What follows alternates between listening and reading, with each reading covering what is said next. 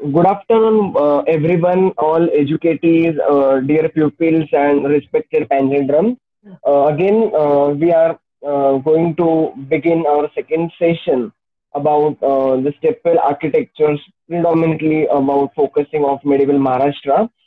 Now, in second session, we have, I think, in first session we have covered all the three typologies. In just kind of recap, we will take.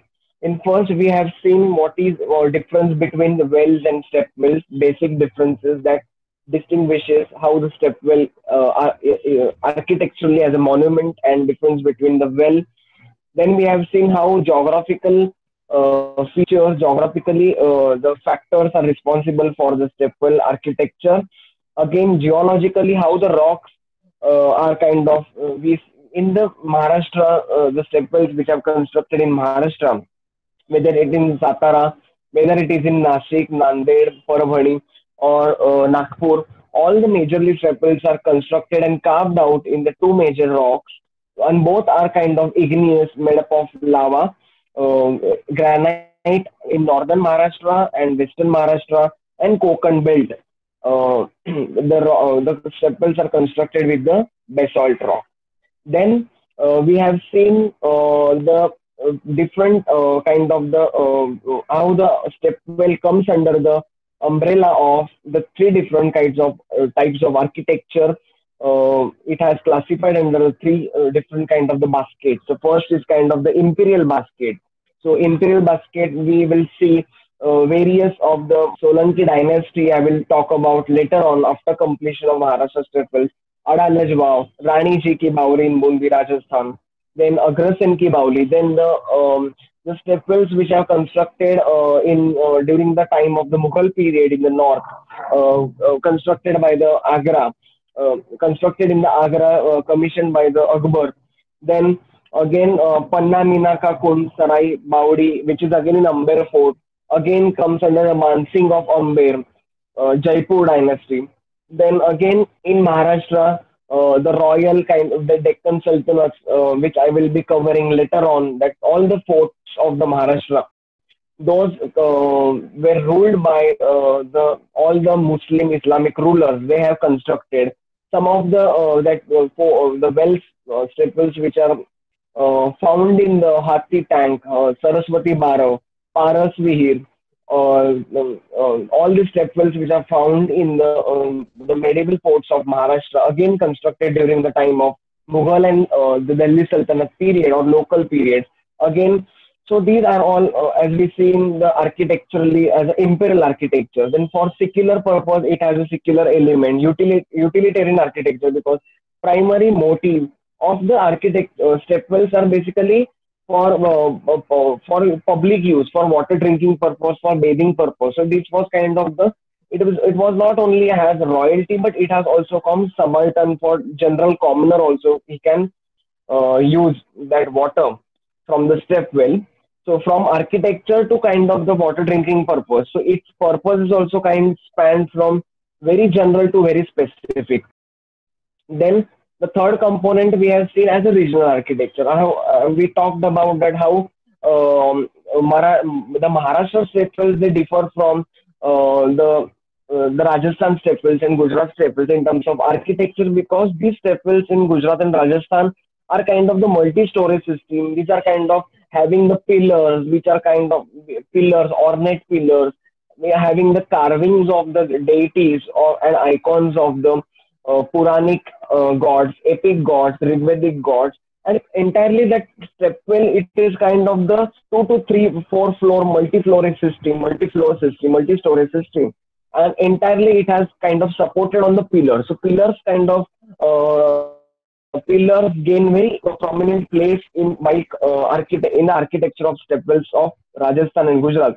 While in Maharashtra and in Gujarat, we see the shapes of the stepwells kind of only octagonal or square, very square or round, predominantly square. But this water tank size is very low, is very less than 3 to 4 meter.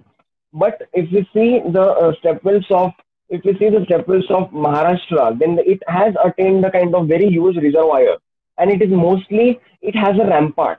So in Maharashtra, the stepwells are having the kind of fortification around it, and it has a kind of the temple. So most important that if we see the kind of mythologically or religion wise, in the stepwells of the Rajasthan and Gujarat also they have kind of engraved the deities. They're also kind of the kind of icons of deities and gods, deities of gods and goddesses, the sculptures. But these are kind of engraved on the shafts of that columns and the columns and kind we call it as a colonnade, which are kind of engraved on the pillars. But in Maharashtra, these are kind of constructed as a separately monument, as an element of the monument by constructing the small tholes. Tholes means the Devakoshtan, small temples which are constructed on the platform, which are again we call it as a sopan. So again, there is this difference. Again, in Maharashtra medieval stepwells, we can see that it has a military purpose also. It has a kind of mythology, religious purpose also. The stepwells of Rajasthan and Gujarat are mostly kind of architecturally ornate and kind of these are not having any kind of the religious or kind of the military purpose. It is sole only purpose as a kind of the embellishment, architectural decoration, ornamentation of that monument. And second is to kind of to to make the water accessible to all the commoner people to for and bathing purpose. These are the only two sole purposes and functions of the stepwells of Rajasthan and Gujarat. But in Maharashtra, stepwell kind of serves multifarious functions. Kind of they are kind of multitasking in terms of they are militarily strategically important when we study the stepwells of the fort sites, when we study the stepwells of the kind of Konkan belt or kind of any other found plateau, then we see the kind of the religious importance, pilgrim sites. So these stepwells are not only confined to the kind of label of the stepwell as a water conservation, but it has also attained the magnificence of the importance of the pilgrim site. These are kind of venerated as a pilgrim sites in Maharashtra, and these are attached to the temples, or kind of then once it was attached to the temple, then the temples are kind of constructed within that reservoir. So again, the size of the reservoir is large. We can see the fortification. So these are kind of the prominent architectural differences. And again, in Maharashtra, that differs from the Gujarat because Gujarat basically entire the Kutch and Saurashtra region. It is completely kind of the rain shadow, drought prone region, and that receives very low rainfall compared to the Maharashtra. But if we see Maharashtra, although the stepwells are found in Parvani, Nanded, and other districts, but still the stepwells in Maharashtra are kind of the profound, and there are irrespective of any kind of geographical constraint, they are found everywhere in Konkan coastal plain. They're found in forest. They're kind of in Western Ghats, in kind of the plateau. They're found in the fort hilly mountainous ranges. They're again found in the rain shadow region of the western kind of the Marathwada and Vidarbha. Basically, we have seen till so far. Now I want to take your perceptibility towards the elements that define the stepwell. So, what are the architectural elements of the stepwell monument? Stepwell is not kind of the single structure. It has a multiple different kind of the elements, architectural elements. So basically, first element is in the first block in the diagram. You can see that central water tank or pond surrounded by the flight of steps. First kind of the necessity or prerequisite that is needed to call that any monument, any water structure monument as a step well, it should have the central point in between of that monument and surrounded by the flight of steps. This is very important that it should have that entire that vicinity encircled by the flight of the steps. It has a kind of it should have some kind of the staircase ladder. Second necessity that sculptures and iconography of the deities which are resided in the temples, they are built along the embankments of the stepwell wall. These are called as Devakoshta in Marathi terminology, and in English it is called as tholes. This is second necessary condition architecturally as an architectural element to define or to label that water structure as a stepwell. That Either the if the step well in that it should have the any kind of the temples carving, the carvings of and engravings of the sculptures of all the goddesses and gods from Rigvedic or any Puranic gods.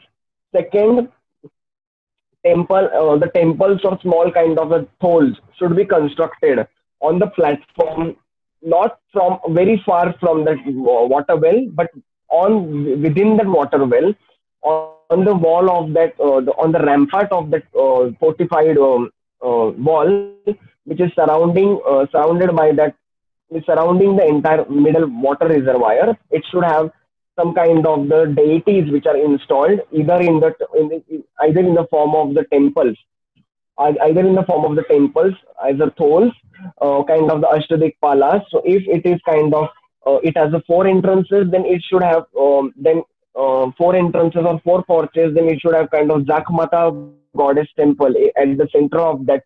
Again, you can call it as a similar Siddheshwar temple in Solapur, but it is similar to pilgrim site, but it is not stepwell.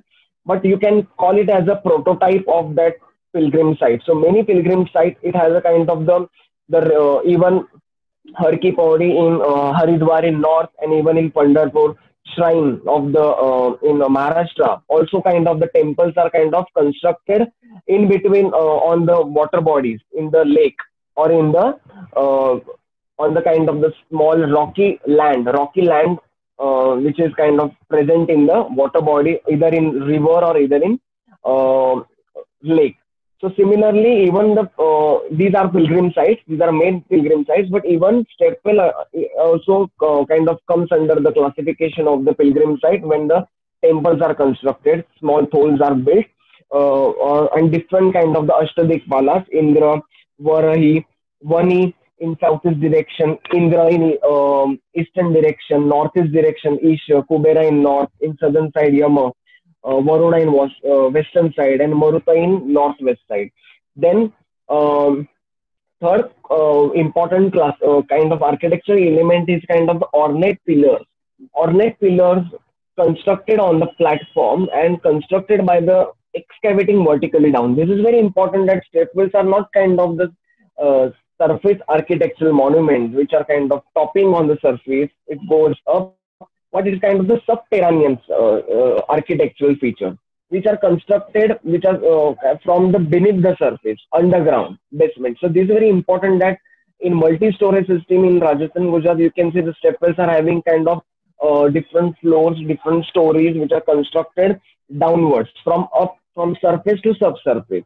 And fourth important architectural element that kind of defines that fulfills the term conditions of the stepwell as a pavilion with cupola and types of the roof. This is very important that in Rajasthan, Gujarat was kind of the stepwells, regional stepwells of those regions, Western India. In that, you can see there is not only the pillars, ornate pillars, but it also has the cupola. Cupola is similar to the shikhara or dome. Cupola is a kind of the common term used for both domes, architecture over the mosque or tomb, or kind of the in temple architecture we call it shikhara, vimana, so kalasha. So in that it should have the kind of the cupola with roof. So entire the pavilion. So it is not only the cupola pillars, but pillars are kind of constructed by having roof. So these are kind of the roof, kind of the palaces, roof palaces or roof monument, roof pillared monument, or simply we can call as a pavilion with cupola. So when the stepwell is kind of having pillars and supported by on the top of the cupola, I mean it has a roof, which is again in kind of the temples, kind of the shikhara style, or it is kind of simpler kind of the entamblage. Entamblage means what? Entamblage is again kind of the part that supports the roof, the rocky roof, and the ornate pillar. So it is kind of the joining part of that. So it is called entamblage. So it should have these four conditions, four architectural elements that that kind of defines the architecture, that monument as a stepwell. Then most important, yes. Now we will see, we have seen about the Krishnamai Kunda. Second we'll go Baramotichi Veer or Lind Stepwell in Satara. This is very important that why it is called Baramotichi. It is not related to any kind of the pearl as moat. It is moat. Moat means kind of the pulley system. Similarly, like the early, like in medieval water structures like Persian wheel, which was introduced by the Mughal period, introduced during the Mughal period. In especially you see that Persian wheel water structure for kind of water conservation, architectural kind of structure in Rajasthan, in Jaipur, Udaipur.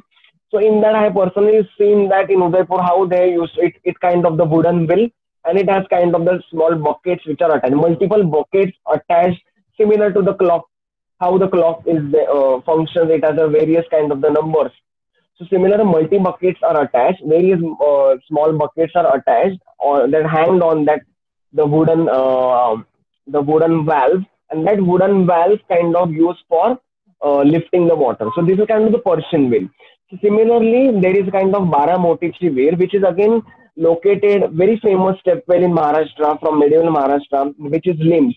So this step well is very kind of the architecturally similar. I'm not using the word functionally. This stepwell is architecturally similar to the stepwells of forts of Maharashtra, basically. So this is only the stepwell which is isolated stepwell, which is kind of having Indo-Islamic influence. Even Rajput architectural elements are also kind of embedded in it, because you can see in the picture Chhajja architecture. There's a gallery, that gallery, and even you can see down there is a arch.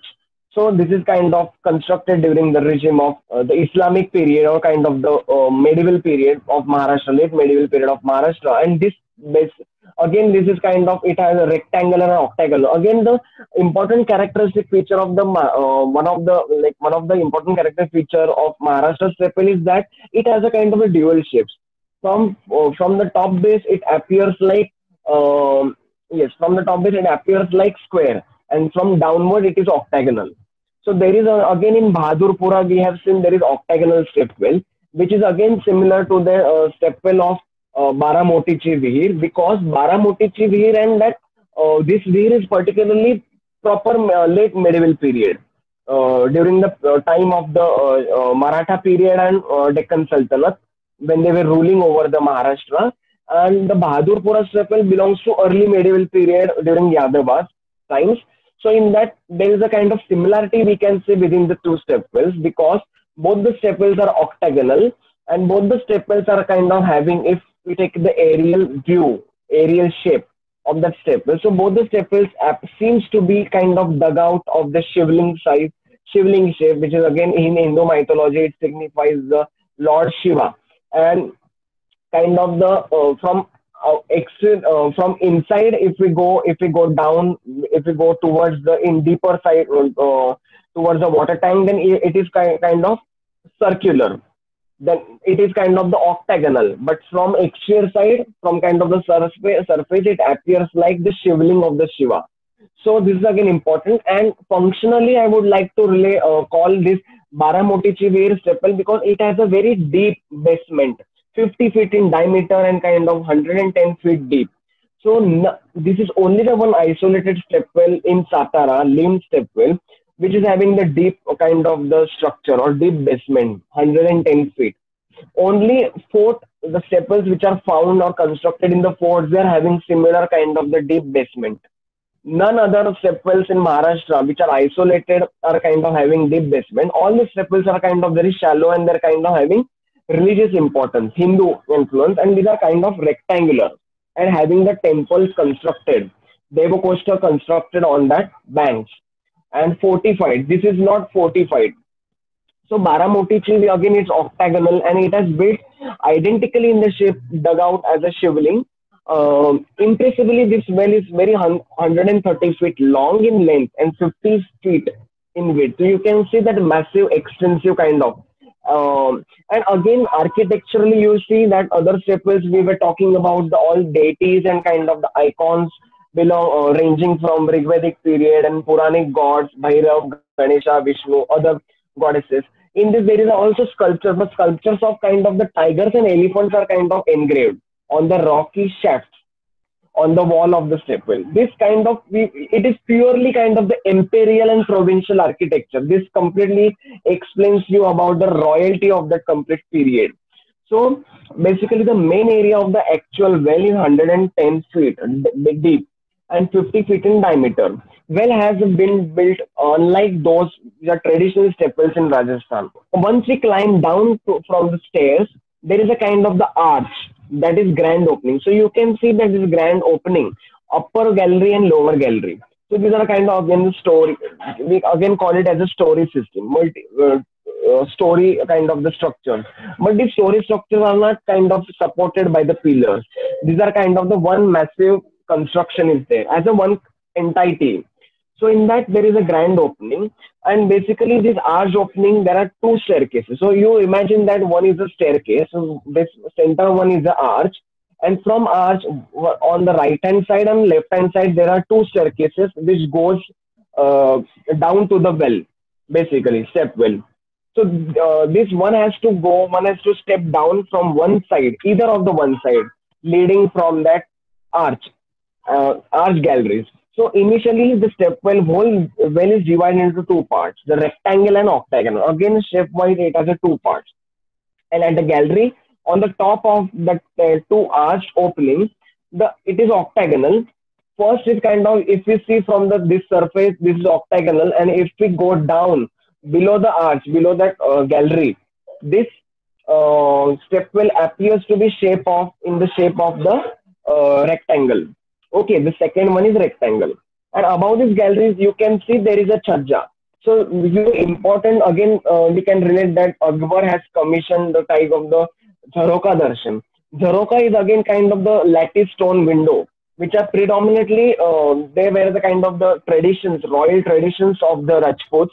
So there was kind of the Rajput influence that there is a kind of the amalgamation of the Rajput architectural tradition with kind of the royalty with kind of the Mughal. So this was kind of the amalgamation. So you can see the Chajja and architecture. These are basically again you can this structure is very predominantly visible in the Shaniwar Wada Fort, which is again in Peshwai. So Peshwai during that kind of the you see the royalty. So this Chajja architectural ornament or element in the any monument, whether you whether it is in fort, Amber Fort, you can it is present in the Amber Fort, it is present in the palace, it is present in the stepwell. So this Chajja architecture is present throughout the kind of any imperial architectural monuments, whether fort in Jaipur, whether a fort in Agra, whether it the kind of the palace in Agra, whether it is in palaces of Maharashtra or Vadas of Maharashtra such as Shaniwar Wada in Pune, or whether it is stepwell. It signifies the royalty. It emblems emblematic of the royalty or kind of the Empyrean sign. So in that this Chajja, it was kind of the pavilion. Again, it has kind of the pavilion which is basically used to accommodate the king's throne. So in that, from the ground level, we have to reach to the galleries, and from gallery one secret narrow door, which is again called as secret tunnel, Chor Darwaza. So this again architecturally and functionally both similar to the fort stepwells, because architecturally this stepwell is similar to the stepwells of forts because it has a kind of a deep basement and the deep basement, and it is octagonal. These two architectural similarity. And second, functionally, how this functionally stepwell is similar to the stepwells of other Maharashtrian fort stepwells because it has a kind of the secret tunnel. So others like the Andhar Bawdi in Kolhapur, in Panara Fort, in Daulatabad, in Parasveer, in Kandar Fort, all these stepwells are also kind of having the hidden tunnel or kind of secret tunnels which are called Chor Darwaza. And the entire stepwell has been built in the black stone, you can see, and some kind of the sandstone is also used for ornamentation of Chajja architecture, which is kind of again kind of dug out from the quarries of the Rajasthan, because Rajasthan is predominantly for the sandstone and limestone deposits. And it was this entire structure is not only for the as a water purpose, but this kind of the underground palace. Similar, I would like to take you to the example to relate with the Nar Durga of the Usmanabad. Again, that you know that the there is a kind of the water palace or Rani palace, Rani Mahal, or kind of the Pani Mahal or water palace. that entire, no, but it is not step well. It is a kind of again medieval water structure, but it is kind of the dam, and from that two waterfalls they originate, Nar and Madi. So this again it has a similar kind of the construction, and that entire surrounded by the water reservoir, and that building kind of, it is very that pavilions and that floors kind of used as a accommodation of the kind of the royal kind of royal people and royal household for the queen. So it was again has the underground palace. So on inner side of the main octagonal well, there are kind of the four sculptures of the tiger. So you can see there is a sculpture of tiger and elephant basically on the right hand side. It is visible on the other side also. You can see all the four directions. Audience, please see this well octagonal step well of on right hand side picture. There are sculptures which are engraved, and basically these are kind of the metaphor of the victory. And again, like on north and south side, there are kind of the two step sculptures of tiger are kind of the engraved. On an eastern and western side, the sculptures of elephants are engraved, and both the and basically the tigers, the sculptures of tigers are kind in jumping gesture. So jumping gesture, it kind of signifies the kind of very uh, victory, kind of the very victory, and both are kind of the victorious signs.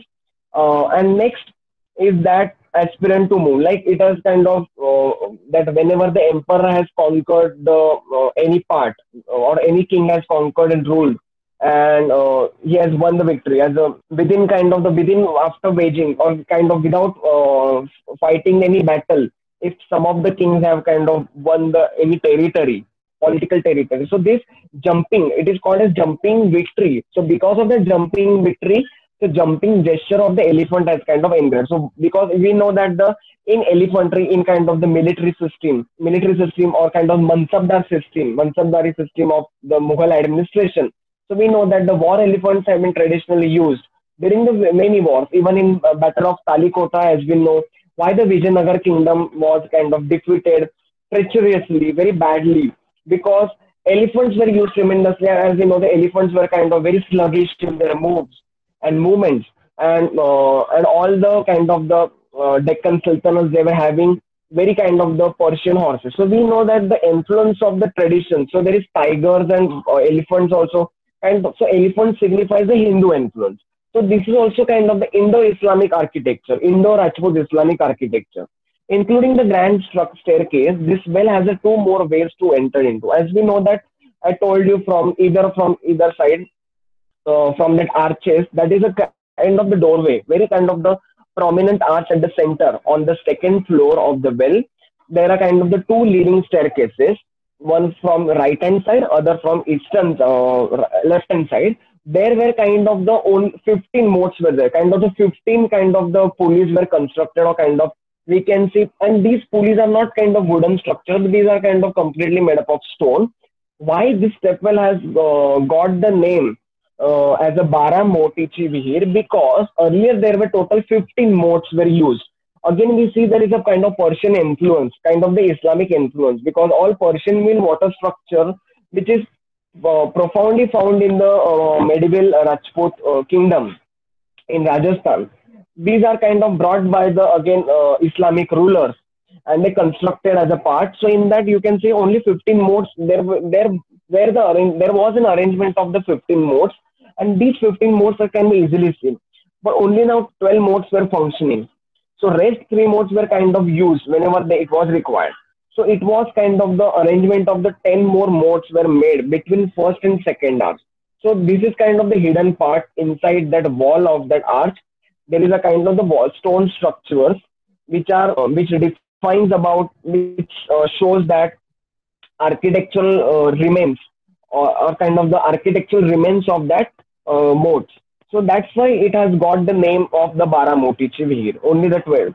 Then structure which divides is well nothing but one kind of the palace. So as we know that this was used to accommodate the king's throne. Again, this was functioning as a hidden tunnel, Chor Darwaza, and there are kind of two creatively carved pillars at the center of the hall. And again, each pillar is carved differently. These pillars you can see, these pillars of the Chhajja architecture basically, I'm talking about this the architectural ornamentation of the pillars of Chhajja and gallery. So in that each pillar is carved differently, and one of the pillar is kind of elephant riding king. Again, I would like to take you to the example of the Kaneri caves, because again Kaneri caves in third cave, when the Chaitya Gruha is there. So in the Chaitya Gruha architecture again, they are on the pillars.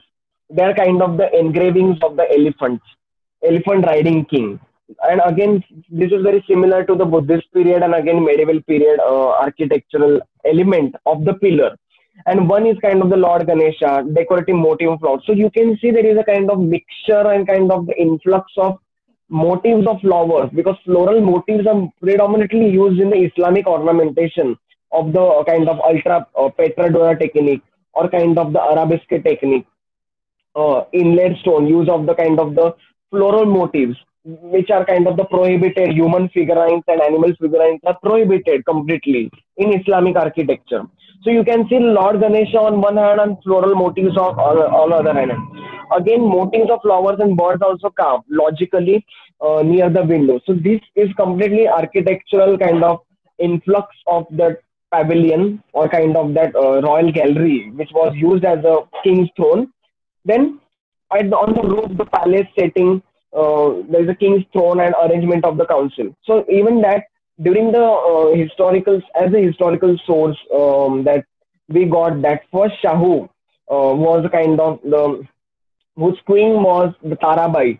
Like that first Shahu Maharaj, kind of the successor of the Sambhaji, he used to kind of run his council meeting with his administrative body over here. So this has again has political influence, political kind of function. So this is very important stepwell architecturally, functionally, and again kind of the religion wise, very important. Then the third important stepwell, which is again in Satara. This is again Nakta Ravlechi Veer stepwell. This is in located in Kara. So this is very important with kind of exceptional condition with regarding to the kind of other stepwell. This structure resembles the original architectural stepwell of the Rajasthan, basically Rani Ji Ki Bauri in Bundi in Rajasthan, because that stepwell and this stepwell, it has a similar type of construction, because this stepwell has kind of similar type of the flight of steps and only one entrance is there. You can see this is the how the people they are kind of the moving. So this only has a one entrance, and it has a kind of the 7 to 8 steps again by divided by the different stages by the 7 to 8 flight of the steps. So flight of the steps are kind of the unique and constant number. The 7 to 8 is a constant number for the flight of the steps, and there are kind of 7 to 8 staircase flight of the steps, and there is a kind of after 5 to 6 steps there is a flat platform. After 6 to 7 steps, flight of the kind of this flat platform, and only one entrance. And entire this construction is kind of this located in the farmland. This is very important that this unique kind of the geographical location of this site. These are not located anywhere adjacent to any other fort or any kind of the temple, but this is located in the farmland.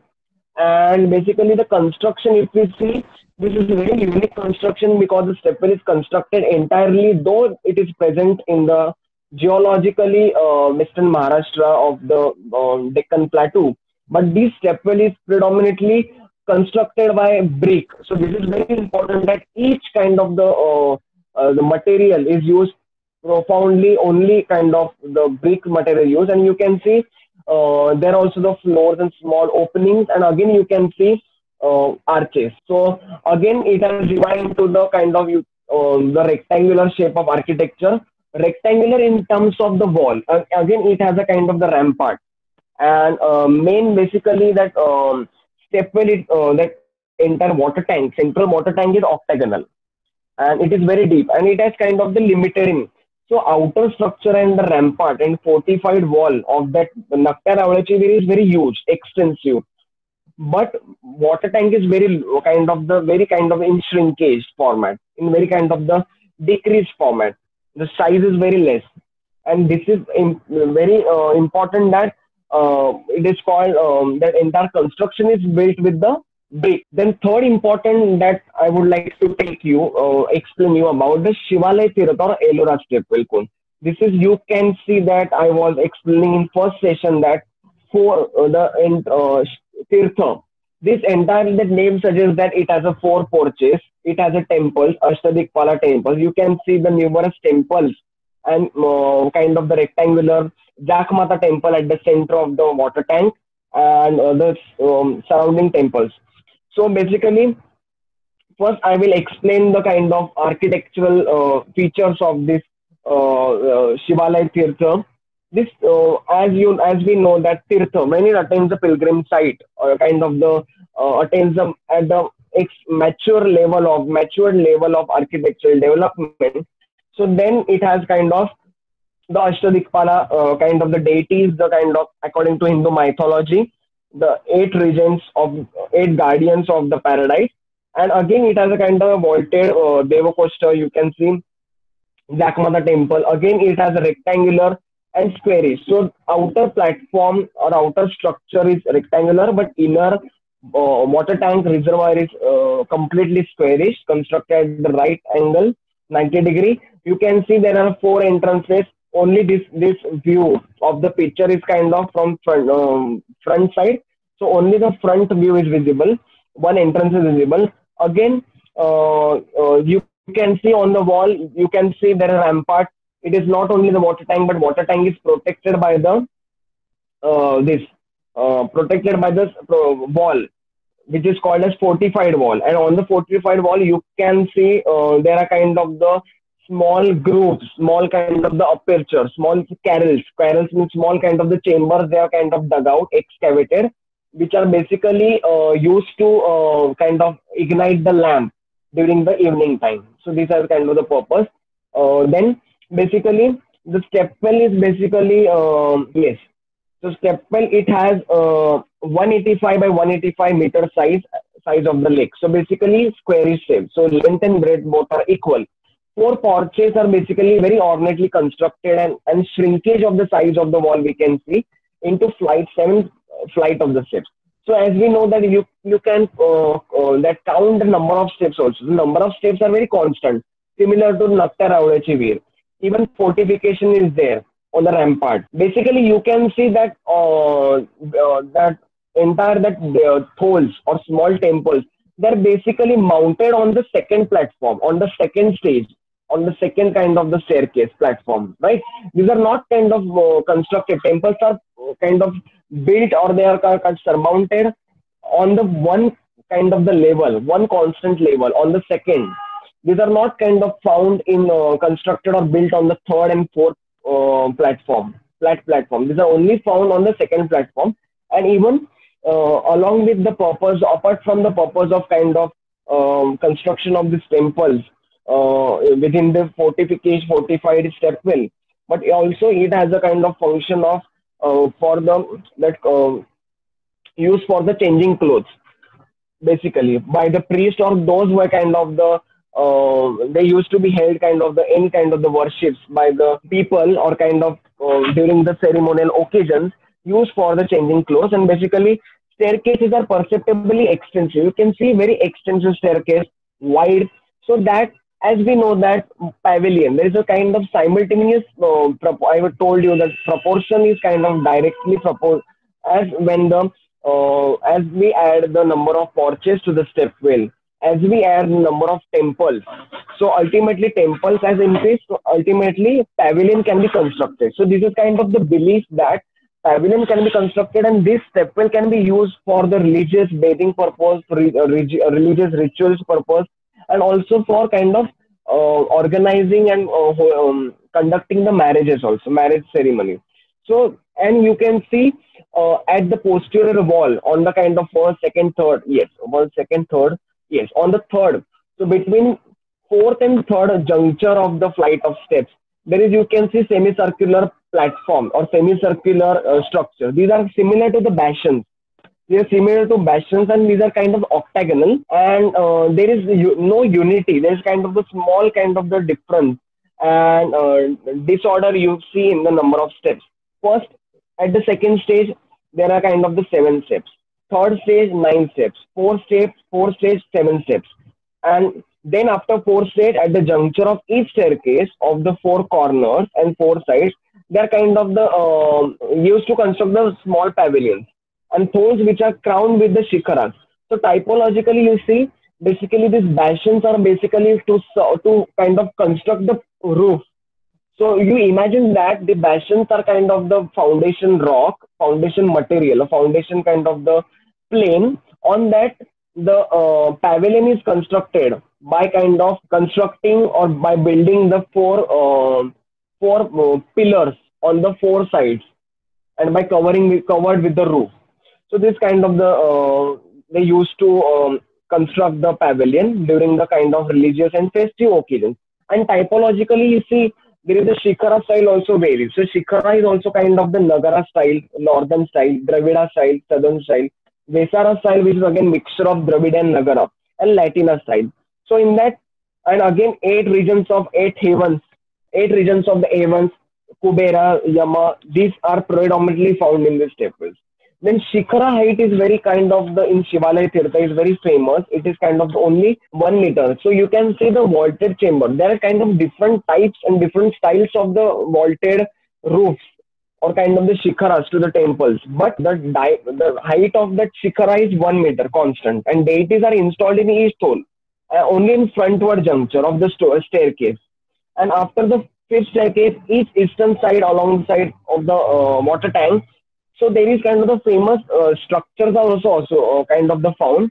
These structures are basically hoof of the cow and footprint of the person. So there is kind of they used to believe in early middle period, like some of the scent. We don't know that exact what that basically footprint or kind of the imprint of the person belongs to whom it belongs. We don't know that certainly, but we can assume that there are kind of the hoof of the cow, kind of the structures of hoof of the cow which resembles the hoof, and footprint of the human person, which is mostly it can be scent or shear of the medieval period. These are kind of the engraved. These are kind of the engraved, and people they devotedly and they piously worship it.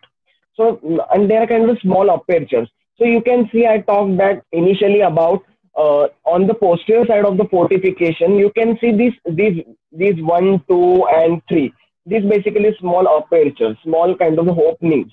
These are openings of small carrels, which are kind of constructed, carved out on the protective rampart of the stepwell, are basically to ignite the lamps, to light up the lamps, and each side has a 56 flight of the steps. And there is one also inscription as found on the eastern side, which is again inscription of the Ahilya. So this is very important that this stepwell has kind of commissioned and renovated by the Ahilya basically in 1769. And again, if we see that there is a kind of the inscription of Ahilya, and there are kind of the Sati shrines are also lying near the inscription on eastern side. So now again, we archaeologically we are there is kind of the confusion whether these shrines are kind of the hero stones like Sati Virgas, or they can be classified as a Sati shrines kind of when. So we even this is my own interpretation that Sati shrines are kind of monolithic structures which are kind of consecrated to the Satis, kind of the symbols they can be engraved on that rock. Might be because the period itself says that it is a Peshwa period. As we know, in Peshwa period there is a kind of revival of the Brahminical tradition. So because of that, Sati shrines maybe, so they kind of they promoted the Sati and other types of traditional kind of the widowhood and other styles of in social life. So might be Sati shrines can be dedicated. This is my own interpretation. I am not sure about this, but these are lying on the eastern side of the inscription. And there is importantly that this is only exceptional stepwell in Maharashtra that has kind of the wooden structure, and that has a wooden pedestal which is 4.26 meter long, and importantly wooden structure and kind of the stones. So wooden structure basically that is used is kind of the cluster fig. The cluster fig, it is called in Marathi umbar, and jambud, which is the rose apple or Java plum. So the wood of the rose apple and the cluster fig, these three species used extensively. Because of that, these are kind of the tall, environmental tolerant, and the kind of the water tolerant, very kind of long lasting durable wood species used for construction. There is a kind of small pedestal. And again, ma'am, basically, students, you can see that there are kind of some, you can see the shade of the reddish color. So that reddish color is basically because of the use of the stones corundum. Corundum is a stone in Marathi is called kurunda, and it has a kind of red color. So you can see that stepwell, that material or bricks are having some kind of the reddish appearance. So that reddish appearance is because of this corundum stones, and these stones are again precious stones, and it has oxides of iron. So because of that, and again, later steps, as we know that entire middle structure is constructed with the basalt rock, as this lies in the Deccan Plateau region. Entire construction is kind of built with the other rocks, granite. And again, wood, kind of the wooden construction is also there, resilient. So as we know in Peshwa period also there is kind of the wooden palaces, wooden chhatris, and wooden kind of architects. So there is a amalgamation of the wood, rock, and bricks. So bricks predominantly used in medieval construction. Rocks, as we know, ancient period basically, and wooden construction late medieval period, when the we can say there is a kind of appearance of the wooden material. And basically again, variety of the species, this is my own interpretation that I have come across. There is not only one type of the wood, but there is a different types of the wood species are used. First, Java plum, cluster fig, and third is a Kutch bark means basically khair in Marathi, basically used for tanning. So these different types of the wood species are used for constructing that wooden pedestal. So this is very important step well in Maharashtra architecturally. Now, basically, this stepwell lies very near to the Krishneshwar temple at a distance of only half kilometer. So now it is important to know that how this temple has got the name as a Shivalaya Tirtha. So it has a legend, it has a mythology, and it has. So I will first explain you about briefly about the architectural of the Krishneshwar temple. So Krishneshwara is also, as we know that, one of the 12 Jyotirling of the Lord Shiva. So you please pay your minute attention on the name. At the name of the temple, it is called as Krishneshwara. Krishna. In Marathi, Krishna means friction. So basically, the temple architecture, if you see the history, that is located at the village of Verud, 11 kilometers from Daulatabad and 30 kilometers from Aurangabad, which lies near to the Ajanta Ellora caves. One of the Bhosle, who was a kind of the Patil, the village headman. He was very great devotee of the Lord Shiva, and he found the treasure in the snake pit, and then he spent that entire treasure money to renovate the temple, and he built the lake in a Shikhar Nagapur, Shikhar Shivanagapur, and later on Gautami Bai. Gautami Bai means Bayaj Bai, or famously then he called as Ahila Bai Olkar. Then she renovated this Krishneshwar temple. So both the constructions, as we know that Krishneshwar temple and the Shivalaya Tirtha stepwell, both constructions kind of done by Ahilabai Holkar. Basically, temple it lies in Maharashtra, but it doesn't have the architecturally features of Hoysala kind of the temples, or Hoysala temple architectural feature. It doesn't have that features because it has a kind of, you can see the 240 feet by 180 feet tall temple. It's built in the red rocks in a prehistoric architectural site. So you can see that it has a Dravid architectural elements. It has a kind of some type of primitive Nagara architectural element. You can see the basically engravings of these gods. Students, can you see this? This basically engravings of Dashavatar, the kind of the 10 incarnations of the Lord Vishnu. So basically, we should know that whenever in any temple architecture, whenever the deity is kind of the carved on the wall of the temple of Shikhara, this part is basically called phrase part, or kind of the entamblage. Entamblage is a part. So this part you can see, this is reddish white pinkish shade. This entire patch is basically kind of the middle part of the Shikhara and Garbhagriha. So between Garbhagriha and the Shikhara on the top, Garbhagriha at the bottom, middle that disc like structure, rectangular or kind of the oval shape. That is basically kind of only this solely it was meant for kind of engravings of the deities. And these are, you can see the 10 incarnations of the Lord Vishnu basically. And halfway at the temple, Dashavatars are basically, you can see the carvings again. They're kind of the multi pillars. The pillars are again kind of, there is a kind of the gorgeous Nandikeshwara in court also. Shikharas are called as Nandikeshwara. Even town hall we in Nagara style architecture we call as Mahamandapa, Mandapa. So in this Krishneshwara temple architecture, we have to label it as a Keshwara temple in Kotal. So again, in Dravida temple architecture, there is a kind of the giant grandiloquent Nandi sculpture is found, kind of the in the front side of that porches. So even that Garbhagriha is also 17 feet by 17 feet, and Lingamurti faces eastward. So it kind of it recites the date icon of the Lingamurti, Shiva. There is one important legend which is very important to know, not only about the associated with the architecture of Krishnasha temple, but this is very important in the sense from the point of view of Shivale Tirtha. Why this temple, temple has got the name of Shivale Tirtha? Because there is one important legend, mythological legend, so which I will explain you. Once the Parvati was the kind of the spouse of the Lord Shiva. She was kind of the mixing vermilion with the saffron with the water, and she was using that water for mixing the both vermilion and saffron.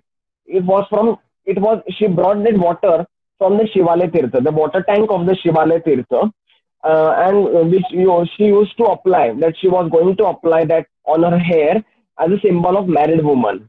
Okay, then she kept them in her left palm, and then she mixed the water of the Shivalaya tank, which is called as the Shivalaya Tirtha or stepwell of the Shivalaya Tirtha. And then she praised that with right thumb, and she started mixing them both. And suddenly, when once miracle happened, what was the miracle? While she was kind of mixing the vermilion with the saffron on her left palm, suddenly kind of the soul of light.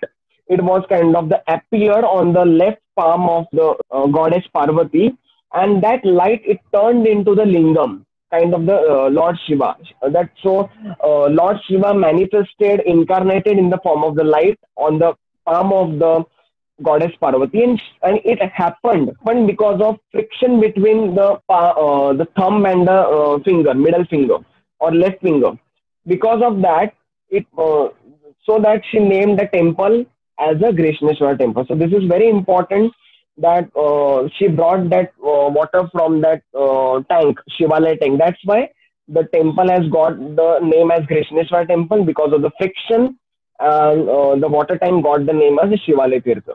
This is very important. Then there is one more stepwell which is found located in the Alibag in Raigad district, which is called Kankeshwar circular stepwell. Again, Kankeshwar stepwell is very important. You can see that temple is very near to that. It is also adjacently located to the stepwell. This is very important. It has kind of difference with other stepwells, because rest other stepwells of Maharashtra, which are basically Yavateshwar stepwell, then Kankeshwar stepwell, then Rameshwar Mandir stepwell, Revdanda, Sri Hareshwar stepwell in Revdanda in Alibag again. Then there is Ramaling temple in kind of Gursale village in Karad. All the stepwells, and whether the stepwell of the Krishnamai Kund we have seen earlier, and the stepwell Shivalaya Tirtha, all the stepwells which are kind of lying adjacent or attached to the temples in the vicinity, all the stepwell shape size is basically squarish and rectangular. Only this Kankeshwar stepwell, which is situated in the Alibag town in Raigad district, it has a kind of the circular shape, and again you can see it has a kind of the three entrances are there, but it has a circular pond, water tank, and cement blocks are used. And again, the construction material is bricks are predominantly used. So this is one more step well, medieval step well from Maharashtra. Yes. Now I will move further. The fourth kind of the typology of the step wells in medieval forts of the Maharashtra. This is very important that this is the major step wells which are found in the Maharashtra. Is basically are in the fort sites, and all these fort sites of the step wells. When we have glance and we'll look at the architecture also, functional wise also, and purpose wise also, it has kind of the very distant from the all the step wells we have seen till so far, about which are kind of having squarish. It has a kind of the temples associated with the deities. It has associated with the religious importance, religious rituals. Deva Costa we have seen. So this is very different from architecturally, from functionally. It is very different, and even location wise also. So there are kind of the five important step wells which are found predominantly in the Maharashtra. First is Andhar Bawdi in Panala Fort in Kolhapur. Second, Saraswati Barav in Daulatabad Fort in Aurangabad district. Then Paranda Fort in Usmanabad district, Parasveer. Doda Fort in Nashik district. And there is another step well which is Dategad Fort in Patan town in Satara. So these are kind of the five important step wells. So we are going in detail about the two step wells basically, which are first is the Andhar Bawdi. The first is Andhar Bawdi, and second one Saraswati Barav and Hathi Tank. So we are going to have deeper insights about the step well, how the step wells architecturally different, construction wise different, materially different, and plus functionally different from the step wells, other step wells of Maharashtra. So first is Andhar Bawdi. You can see the Andhar Bawdi picture. So basically the left hand side picture of Andhar Bawdi is kind of the monument which is kind of the built on the surface. So this was, and the right hand side it has a kind of the different stories, and that in the different stories the step well is located at very downward side, and at the bottom of that basement area. So again, so whenever basically there is a kind of the function. So basically architectural this step well is not that kind of very ornate and very kind of the embellished, but it has a kind of the military function. It serves to kind of the imperial and military architecture. So this is again step well which is classifying on the basis of the military architecture. Whenever the army they besiege the Panala fort, so they're kind of the different historical events, historical wars which are associated with the Panala fort. So their first action was to poison the main water source of the fort. So during that time, to counter this, basically the step well it comes under, it was constructed during the regime or constructed by the Adil Shah dynasty of the Bijapur. So they commissioned this building of the hidden well.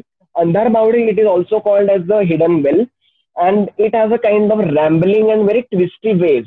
Like one will get confused while going inside.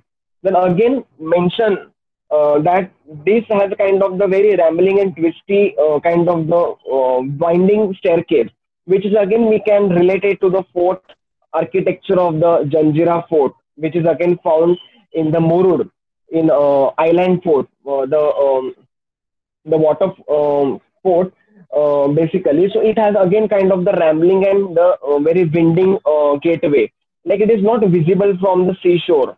Similarly, this step well is not visible because it has a kind of very rambling and confusing way staircase, and basically main purpose was to conceal the water source of the fort. So whenever the someone invader attacked or kind of the seize the fort, kind of the when the fort fell to the enemy, that time important kind of the move that the kingdom used to take, the army used to take, is to poison the water source. So there are kind of the recesses in the well. So the recesses you can see, these are the kind of the balcony similar to the Baramoti Chibir. So it has again kind of the secret tunnel similar to the Baramoti Chibir, and basically these are the recesses where the soldiers can be permanently stationed. And so there was kind of the separate hidden escape routes in Andhar Bawdi. So basically, if we go inside this step well, So if we know the correct proper way, if we know the correct proper way of the this hidden tunnel, then we would kind of come out from the hidden tunnel at the 17-kilometer away from the Panala Fort in the Kolhapur somewhere. So basically, within its water source, it has a kind of living quarter. So it is not only the kind of the water structure, but it also functioned similar to the Baramoti Chibir as a kind of the palace. And again, historians also and archaeologists also, they call and they term this architecture as a fort within the fort. Why fort within the fort? Because they consider this entire monument as a fort because it has a kind of separate quarters and chambers to kind of to station the guards permanently. Then again it has a kind of the water source. Then again it has a kind of secret tunnel. So these are kind of small different parts of that stepwell monument. And again you can see on the exterior side this entire it doesn't appear like the well. It is like the entire Nagar Khana or kind of the royal household basically. And intention is basically this staple it was predominantly used making during emergency shelter and to destroy an entire camp. And only the topmost floor is visible basically from the ground floor. Middle floor is below kind of the below the ground level, and actual well is hidden and protected even below that. So there are kind of the different stories. So again, I would like to relate this structure architecturally with the monument of with the stepwells of the Rajasthan and Gujarat. Again, it has a multi-story. So it is also that the well was used for sending signals. So there was kind of an example in the literary sources where if the lemon was dropped inside the well at the Panara fort in this Andar Baudi, then it is used to reach the Kolhapur 18-kilometer away, similar to the secret tunnel. So one lemon was used as a signal for the war situation or kind of the political upheaval, and it was kind of the signal and code system was also they used with the help of the stepwell. So this is very important stepwell in the Panara fort, strategically, militarily. Architecture is not that much embellished. So all these stepwells, again, the second stepwell is Saraswati Baro. This Saraswati Baro, you can see, basically, it has a kind of the blocks and payments construction. So you can, the construction is basically the payments of the blocks, huge blocks of the rocks, and it is located next to the main entry gate. And again, it has the deep and it has kind of the squarish type of the shape. 100 feet square basically, and 40 feet deep, and completely ruined today. Today's condition is completely in dilapidated state, and this considered as sacred, named after the goddess Saraswati. So because Daulatabad was kind of under the regime of Yadavad also, Devgiri was their capital. So during the Hindu period, this stepwell was got the name of the Saraswati goddess and paved with the square blocks of stone. And only you can see there are narrow flight of the steps. So Nakta Ravlachi Vihir and other stepwells, they are kind of having very wide and extensive staircases. In Saraswati Baro, there is a slight staircases because the entire fort is constructed as a kind of on very tough and very rugged terrain on the hilly regions. So because of that, there is not kind of construction which was possible to make it as much as wide and extensive, because it was only for confidential purpose, for to secret to guard the to station the soldiers very secretly in narrow spaces. So water well is basically filled with the natural springs that is used to be the pipe. So they're kind of the, as we know that Daulatabad architecture in Daulatabad, it has a multiple fortifications, 7 fortifications. So it has a kind of the upper citadel and lower citadel. So this stepwell is located basically in the lower citadel, and it has a kind of the supplied by with the water by the natural springs from the upper citadel. So from the upper citadel, natural springs kind of outpour the waters, and that it got connected in the ducts of this channel of the Saraswati Baro. And there is again inscription in the found that basically the water was mainly used for the public use of the Saraswati Baro. Then you can see there are different types of there is kind of the Hathi tank. So basically in the picture it is also called as Kachedi Baudi. So there are kind of the 3 total stepwells. 4 stepwells are there. predominantly in the Daulatabad fort. One is Saraswati Barrow, one is Kacheri Bells, and other two are one is Hathi Houd and Hathi Tank. I initially in the slide I have explained you the Houd and Tanka and Takis are basically the Islamic terms. The Islamic rulers they labeled the stepwells as a Tanka and Houds.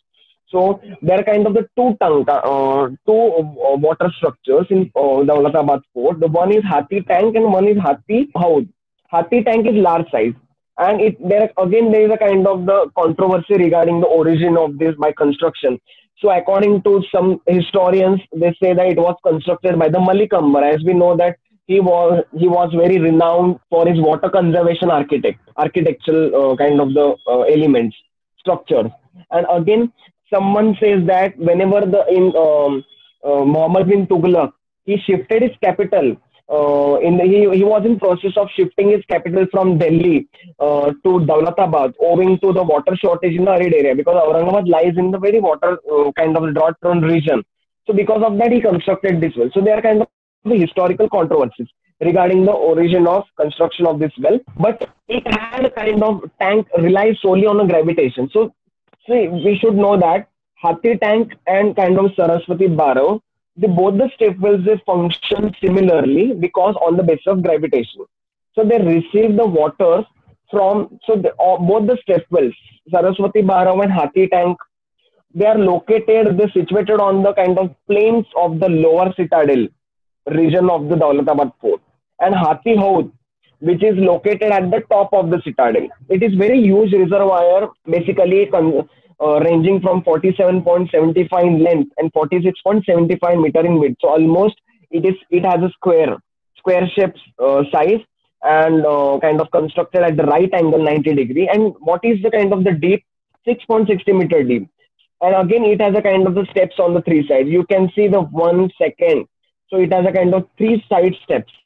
And again, important architectural kind of we can call it as the sound system. So sound system of whenever we clap, that clap produces the echo. So again, it has a kind of echoing kind of the property, similar to the Govardhan fort, which is we found. So basically, importantly, yes. And again, town had the Shankar Baudi, Shakkar Baudi, and Kada Baudi. Kada Baudi, Shakkar Baudi, and Kacheri Baudi all are kind of very dried stepwells.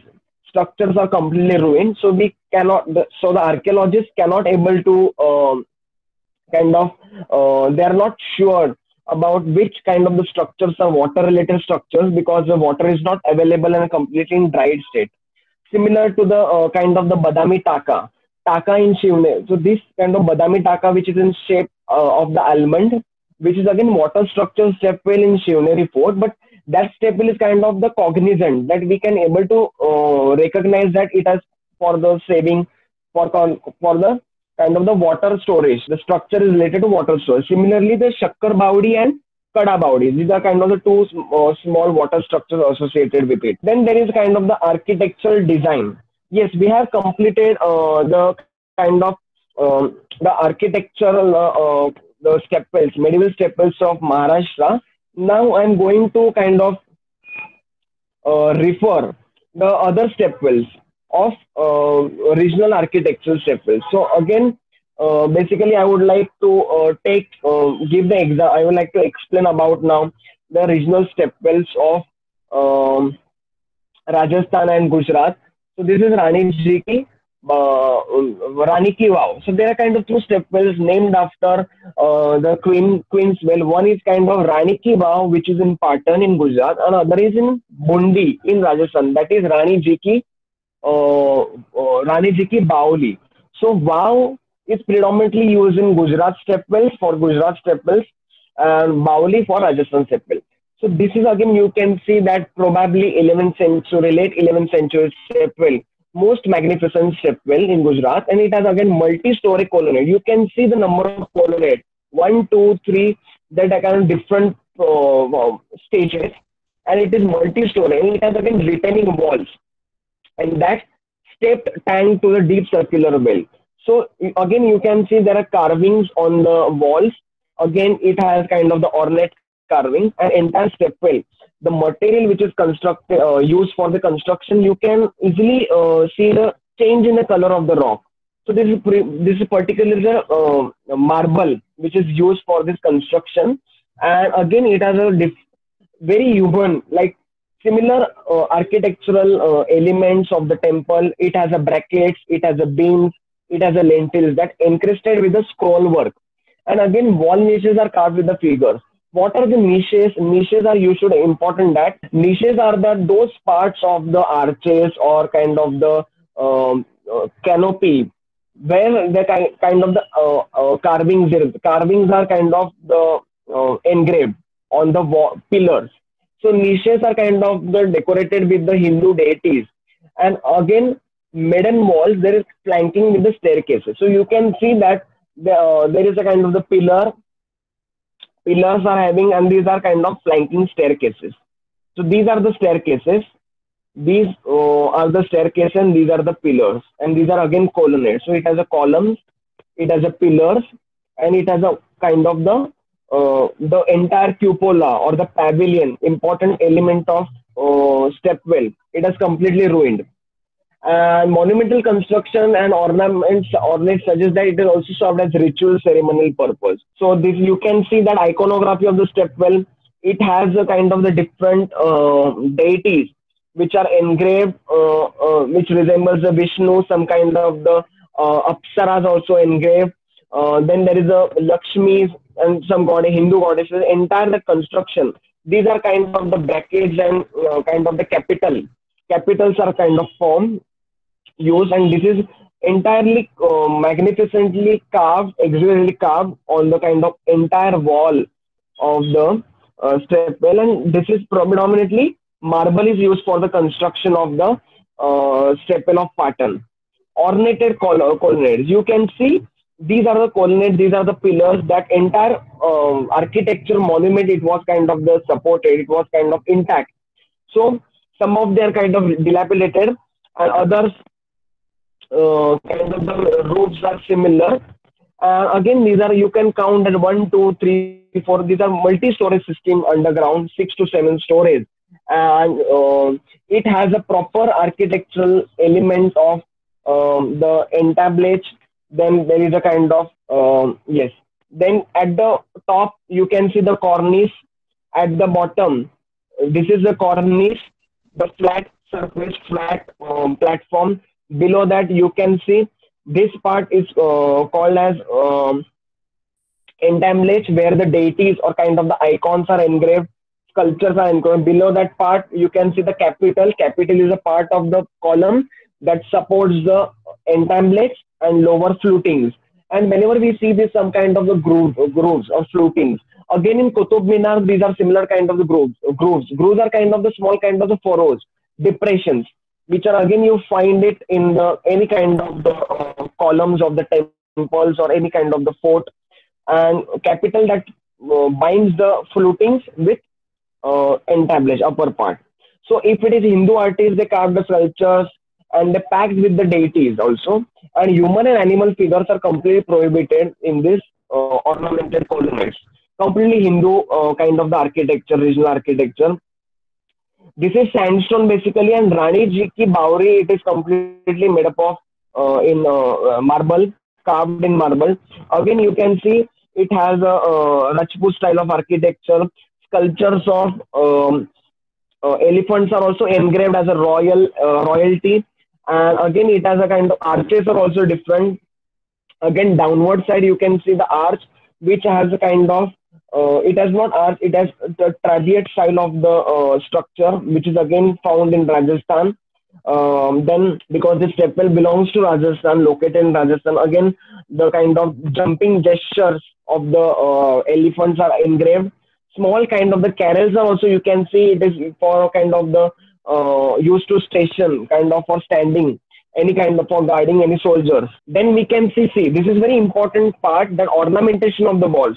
This is very kind of the relatable with the medieval Maharashtra stepwells, with related to the typology of the porches. So again, you can see there is a kind of the Nagara style of the temple architecture. You can see the Nandi and kind of Shivalingi is engraved on the wall crest, And again, it has kind of the four columns.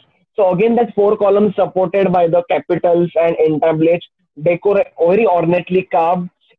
Entire structure is built in the marble, and again, very minutely we can see that shikhara of the temple also resembles the kind of Khajuraho and Konark style of the temple from Konark Sun Temple, because it has a multiple kind of the Amalaka. Amalaka is what part? Amalaka is that part of the temple architecture um, that joins the Garbhagriha with the Mandapa.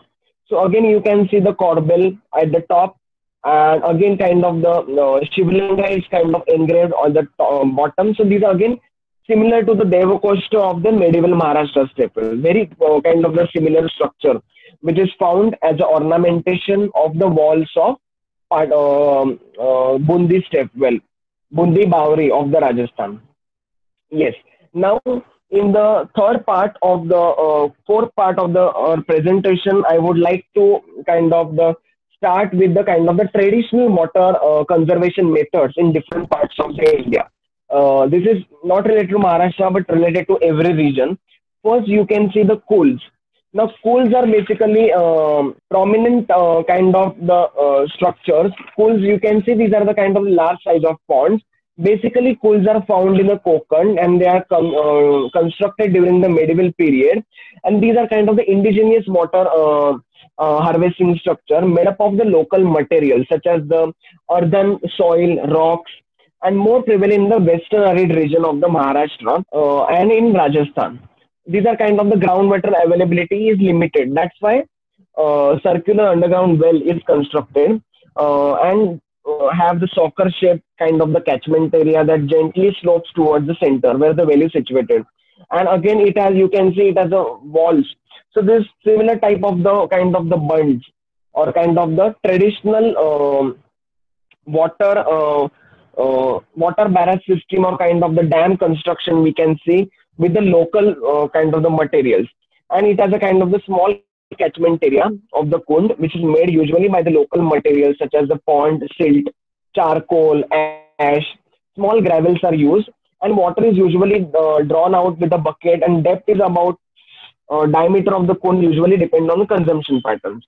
These are basically kind of located in the particularly in their the royal local household, basically particularly found in the Maharashtra. Second is kund. Kund is very important. Again, these are called also as Bawaris and Kuris in Rajasthan. These are basically found in the Thar desert region of the Jaisalmer, and even the Jaisalmer rulers also constructed many kind of the Kuris and Bawaris and Kunds during the medieval period. And these are basically 20 to 12-meter deep pits which are dug in the vicinity of the tanks to collect the water and to harvest the water.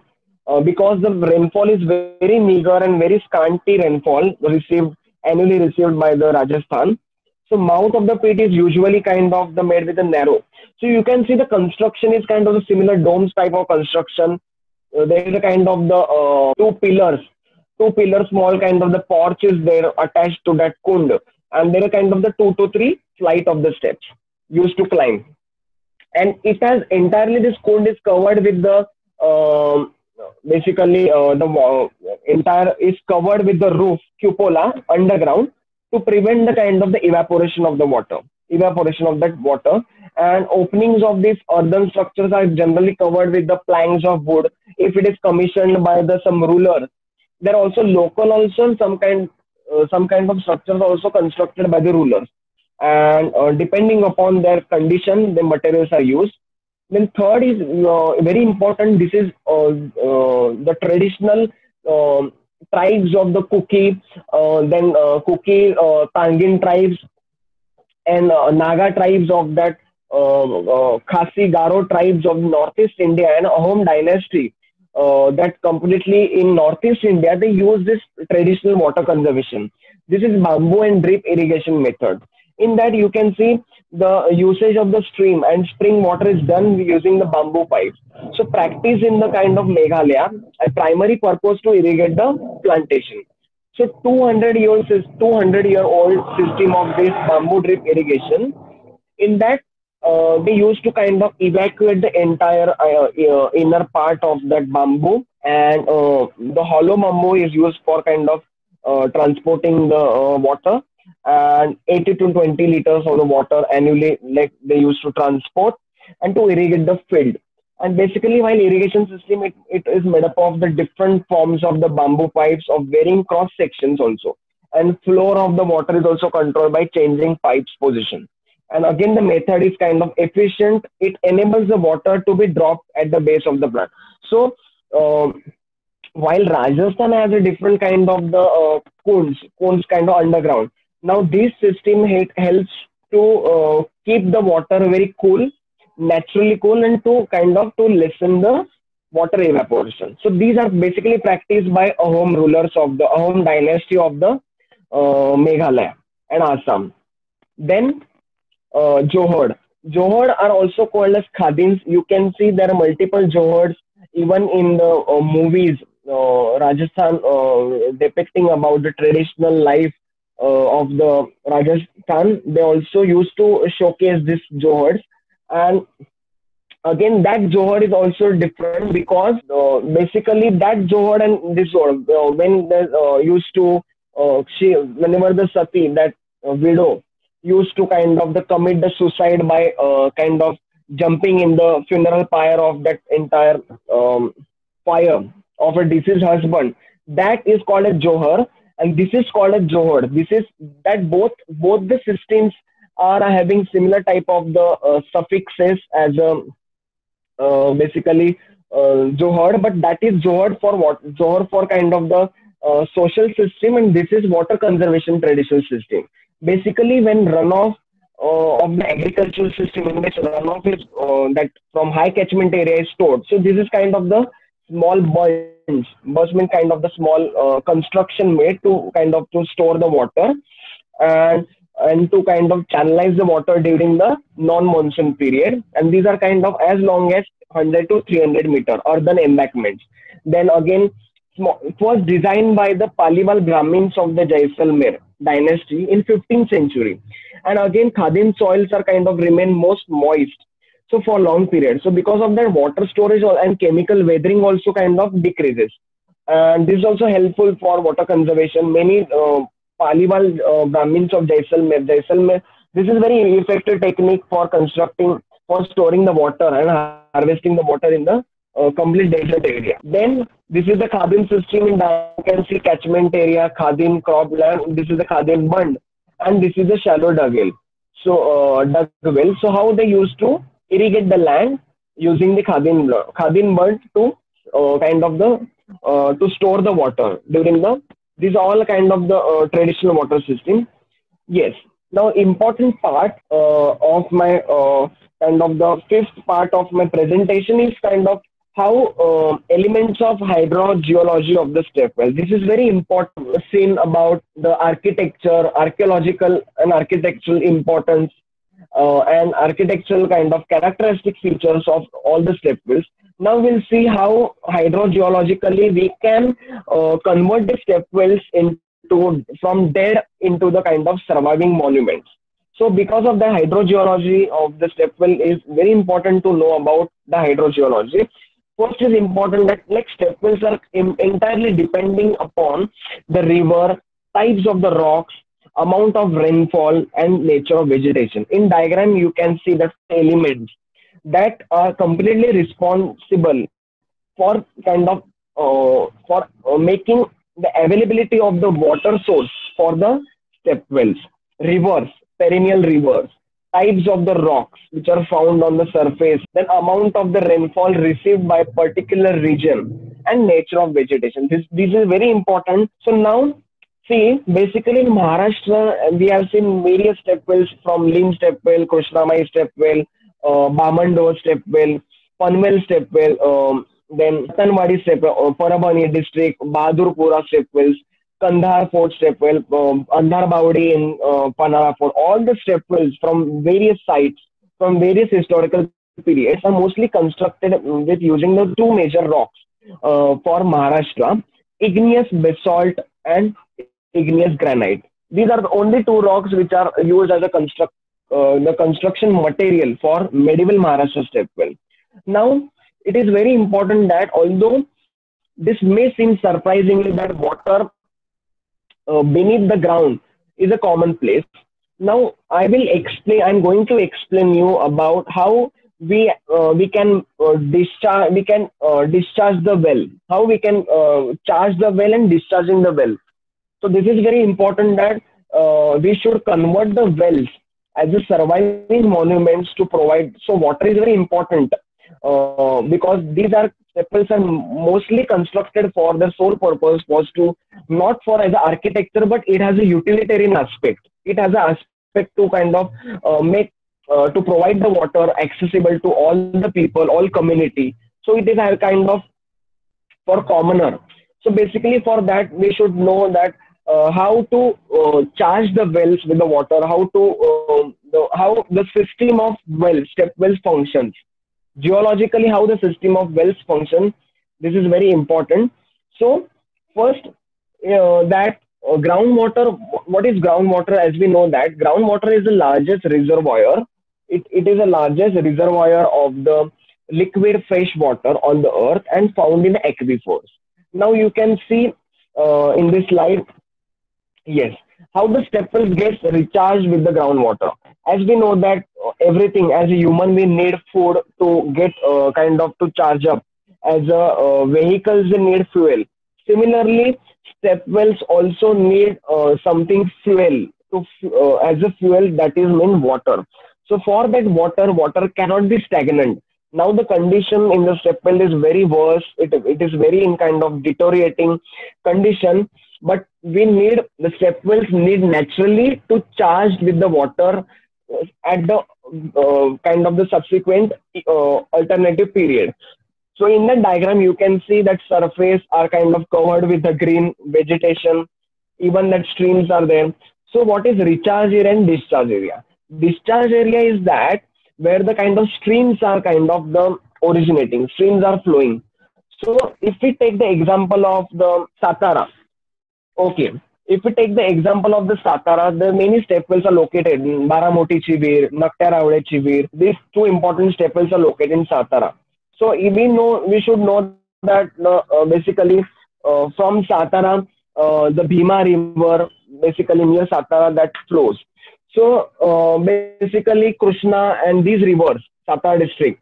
So wherever the stream is flowing, that entire area is called discharge area. From that, the water starts percolating downward. That downward, there is a kind of two types of the rocks. The entire earth is made up of different types of rocks, different layers. So that different layer, it has, I will, that divided into two parts, impermeable rocks and permeable rocks. Now we should know that there are different kinds of the rocks, such as step wells which are constructed with permeable rocks as sandstone, fractured igneous rocks, karst limestone. So if we take the example of the all the step wells of the Gujarat, such as Sharaneshwarni Vav in Halved, Adalaj Vav, step well Gujarat, Rani Ki Vav, Patan, all the step wells are constructed using sandstone. So because of sandstone, it has kind of sedimentary rock. So because it has a high porosity and high permeability, that allows the water to flow underground smoothly because of the kind of pores are attached together. So because of that, water is continuously, it becomes perennial. It doesn't get dried up easily.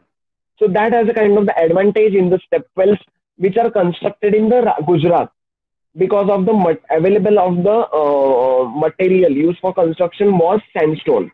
Then impermeable rocks are the shells and igneous, even basalt, all our step wells.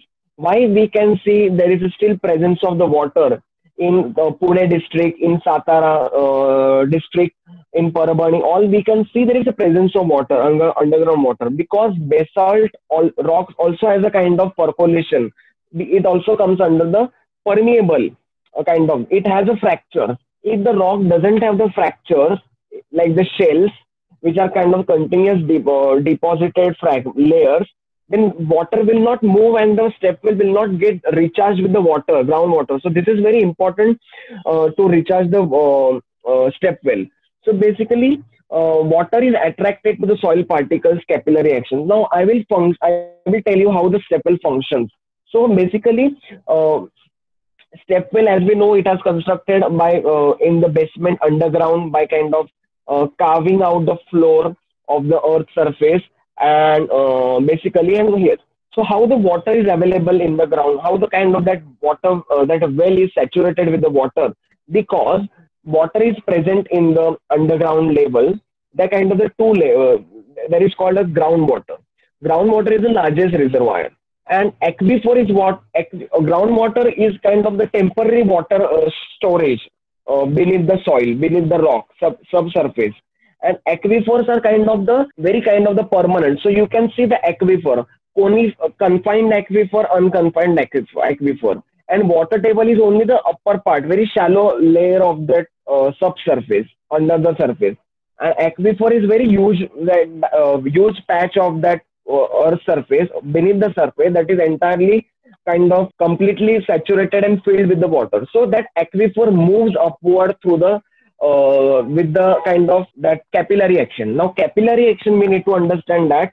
So how the engineeringly the architects of the medieval period and ancient period, they have kind of chosen those sites which are geographically and geologically very suitable for kind of water availability. It is not only kind of architecturally decorating and architects. Obviously, architectural element is important, but stepwell's sole purpose, primary purpose, is to provide the water, is to kind of recharge that stepwell throughout the, like, apart from the 4 months of the rainy season. So basically, they have chosen those sites which are geologically, the rocks are porous and high permeability is there. Geographically, kind of with abundance of water bodies and river and other sources. So because of that, capillary action is basically water moves upward from downward. Because of it moves upward because the water molecules are kind of attached to that soil surface. So it converts that entire region, entire patch as a wall on the both the sides, and water kind of gets water molecules, they bound to that wall of the soil surface, and that travels that traverses upwards, that travels upwards. And so there should be adhesion between the water molecules. This is how that kind of water, that stepwell gets saturated easily with the kind of the water. Then as we know that aquifers are found at the different regions, and basically it has two kind of the characteristics. Now there are two kinds of the rocks: impermeable rock, permeable rock. Porous rock is saturated with the water, and impermeable rock is not saturated with the water. Porosity is like the small spaces between the grains. So whenever the stepwell is present in any kind of the rocks, on the constructed or dug out in the that geologically environment, so that rock should have some kind of the pores. Because of the spaces, because of the pores, the water will move. Otherwise, water won't move, will not move, and that well won't get the well will not be get filled with the water. And it has also the permeability. The permeability of the rocks, when it should have the connection between the pores and water droplets, which are found in the pores between the sediment grains. So when the water can travel between the pores, it is called permeability. So because of that, suitable rocks are very important for this. Like such thing, if the stepwell which is found in the coastal Revdanda and Alibag. So in that the Revdanda stepwells, which are basically two stepwells which are found in Revdanda, and these are also having associated with the temples. One is kind of the Sri Hareshwar stepwell Mandir Revdanda, and other is Rameshwar Mandir. So Revdanda, if we know that Alibag is entirely kind of the coastal land, again it has a silt. So because of the silt and clay kind of the material, which is geologically they found, so pores that pores are well connected to each other. So because of the pores are well connected to each other, you can see in this diagram. So when the pores are kind of connected to each other, water is kind of the these are the kind of sand molecules. Similarly, so because of that, even in today, if we visit the Revdanda stepwells, Rameshwar stepwell Mandir, and Hareshwar Mandir stepwell in Revdanda in Alibag, we will still find the water availability inside that well, because that entire land is geologically with the gray, sandy patch. Because of the sand, you can see they are highly porous. Because of the porosity, spaces are there, water is present, and because of the porosity, um, the water can be easily permeable. The pores are can be connected, and water will move. So because of that stepwells of the Rameshwar Mandir in Revdanda, and stepwells in Guhagar, Ratnagiri stepwell, these are continuously with kind of saturated with the water. Water is found throughout the 12 months, because the rocks are permeable. The material sandy, and the sands are having kind of high porosity. If we take the example of Nagpur stepwell, or the stepwell from the very far eastern Maharashtra, or in Kandahar, or in Nanded, Bahadurpura, that stepwell doesn't have the water throughout the year, because the rocks are not that much porous. Granite rock is not porous and permeable to saturate the water.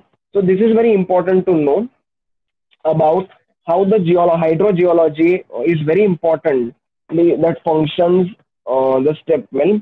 Now I will talk about the different types of construction joints which have kind of used during the step well.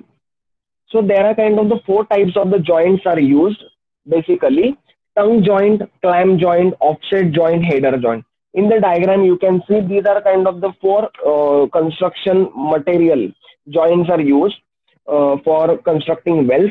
So first is basically tongue joint. Tongue joint is kind of the method of fitting the similar objects together edge to edge. So in that you can see there are kind of two different the rock pillars, or kind of the rocks which are kind of used to fit together, and even wood flooring, the paneling allow flat pieces. Basically these are having the flat pieces that are joined by strongly with the single flat surface. And strong joint, tongue joint, and groove, these are also called groove are kind of the small depressions. You can see these are kind of lock and key method to join the both materials together very strongly, adhesively. Basically all the stepwells are mostly constructed that used by this construct tongue joint method. Other is clamp joint. Clamp joint is that type of joint when we see in Shivalaya Tirtha in Satara, Shivalaya Tirtha in Ellora, in Aurangabad, basically they have kind of the wooden material. So whenever there is one type of the material is frictional, like the rock and metal, or kind of the wood and metal, so that time kind of the levers or kind of the pulley system for adjoining rings, when the two materials are distinct from each other and detachable, for that the connection is made with the clamp joint, and it is also called as a serrated joint basically. And you can see that handle, metallic handle, and the rocky pillar, the rock fragment. Third is kind of the header joint. Header joint is basically joint with the two or more boards. So you can see there are kind of the four boards are there, four blocks of the rock, and one kind of the wooden panel. That panel is used with the phosphate. So phosphate is like the cementing material is used, which is kind of the they filled inside the fractures of the kind of the holes of the two rocky kind of the rocky fragments. In that it is kind of the header joint. It is kind of the phosphate or cementing material that is used to join that expansion joint for the installation and kind of binding material. Then there is called offset joint. In offset joint, you can see there is a top stone, projection, and bottom stone. So basically, it is used to join when the two materials are kind of the indifferent, that they are different in size. Like usually, mostly they use in the pipe system. So similarly, in Saraswati Barav, in Daulatabad Fort of Maharashtra, and Hathi Tang, when there is a kind of the gravitation technique, one stepwell is located at the on the lower town, another stepwell is found in the top of the citadel. So that time the header joint is used basically using the pipe segment. Kind of the pipes are this. Similar to the Dr. Bilin Paradkar also, when sir has explained in his lecture about the Raigad system of the water conservation. Similarly, that time we can see there are in the water tanks of in the Raigad fort also, there are kind of the openings of the iron rod are found. So we can see clearly and very perceptibly that iron rods are found. So iron rods are still visible. These are kind of built during the Maratha period, during the Shivaji Maharaj period. So we can see these pipes, the very kind of the having corrosive, rusty iron pipes. Again, that used for water conservation. Similarly, for the step wells. So header joint is predominantly used when the pipe system is there in Daulatabad fort. So mostly used for when gravitation technique. Whenever the one kind of the water tank is located at the top and used to kind of channelize the water from the very from high altitude to low altitude with the help of gravitation. So these different types of joints used for construction of the step wells. Then this is the North Indian step wells, Adalash Wow. You can see that this is round shape. It has again kind of the sandstone construction, ornate pillars, entablage. You can see the typical kind of the ornate pillar with having entablage, capital, cornice at the top, and these are differently engraved. It has again a construction of the arches also. So this is the North Indian stepwell style. This is again Rani Ji ki Baure, which was I was talking about in Rajasthan. You can see the structure is very predominantly different in this because in Rani Ji ki Bauri you can see the multiple squarish step wells and the material which is used. It has again sandstone basically. Sandstone and marble are predominantly used during this construction. It has a kind of different types of the that platform. That staircase is different type. Yes, and it was basically located in again Bundi, and as we know that the Bundi city is known as the city of the step wells, and this is the Queen's step well which was famous, which is built in 1699 by the spawned second wife of the king, who was very cast aside after she born him as an heir, and she turned her energies to public projects. So she was acted as a regent, and she built nearly 20 wells. And this step well, it has kind of 40 feet wide at the top and 200 steps descent. So these are kind of the total 200 steps, and very different kind of the unique structure you can see. And again, this is step well there is a lost city of Vijayanagar in Karnataka also. So in Karnataka also, in Hampi, which was the capital of Vijayanagar Empire, similar type of the construction which is seen, and there is a similar to Chand Bauri with four symmetrical sides. So this Rani Ji ki Bauri is similar to the Karnataka step one. In Rani Ki Vav in Patan again, we can see it has we have noted that it has ornamented colonnades. It has a multiple stories. Again, you can see entire structure is kind of supported by the pillars, ornate pillars, colonnade arms. Again, the entire structure is carved with the sandstone, so porosity and permeability high, so water is kind of permanently. And even in this Adalas step well, I have personally visited this step well. So in the step well, still whenever we go down at the basement, now it has restricted because the people, the tourists, they pollute and they litter around the monument, and so because of that, the step well is covered with the kind of the iron covering. That net has covered the entire well, and it has a kind of the very cooling we can feel exactly like we are kind of sitting in the room with air condition. So it has kind of air conditioning kind of the capacity. It is used as a coolant. So Rani Ki Vav again Patan, it has a similar architecture. It has a multi-story system. Even we can see the development of the corbel types of the pillars with capitals and engravings of the deities. So Rani Ki Vav Patan, this is very important as we architecturally, because am I audible to you? Yeah, yeah. Now you are audible. Okay, okay, okay. So Rani Ki Vav Patan, again, it has we can see it has a multi-story architectural monument, and it has a kind of different buildings. From previous slides, we can have a glimpse of the how from aerial view. Like it has one complex, one building, one monument on right hand side, middle one.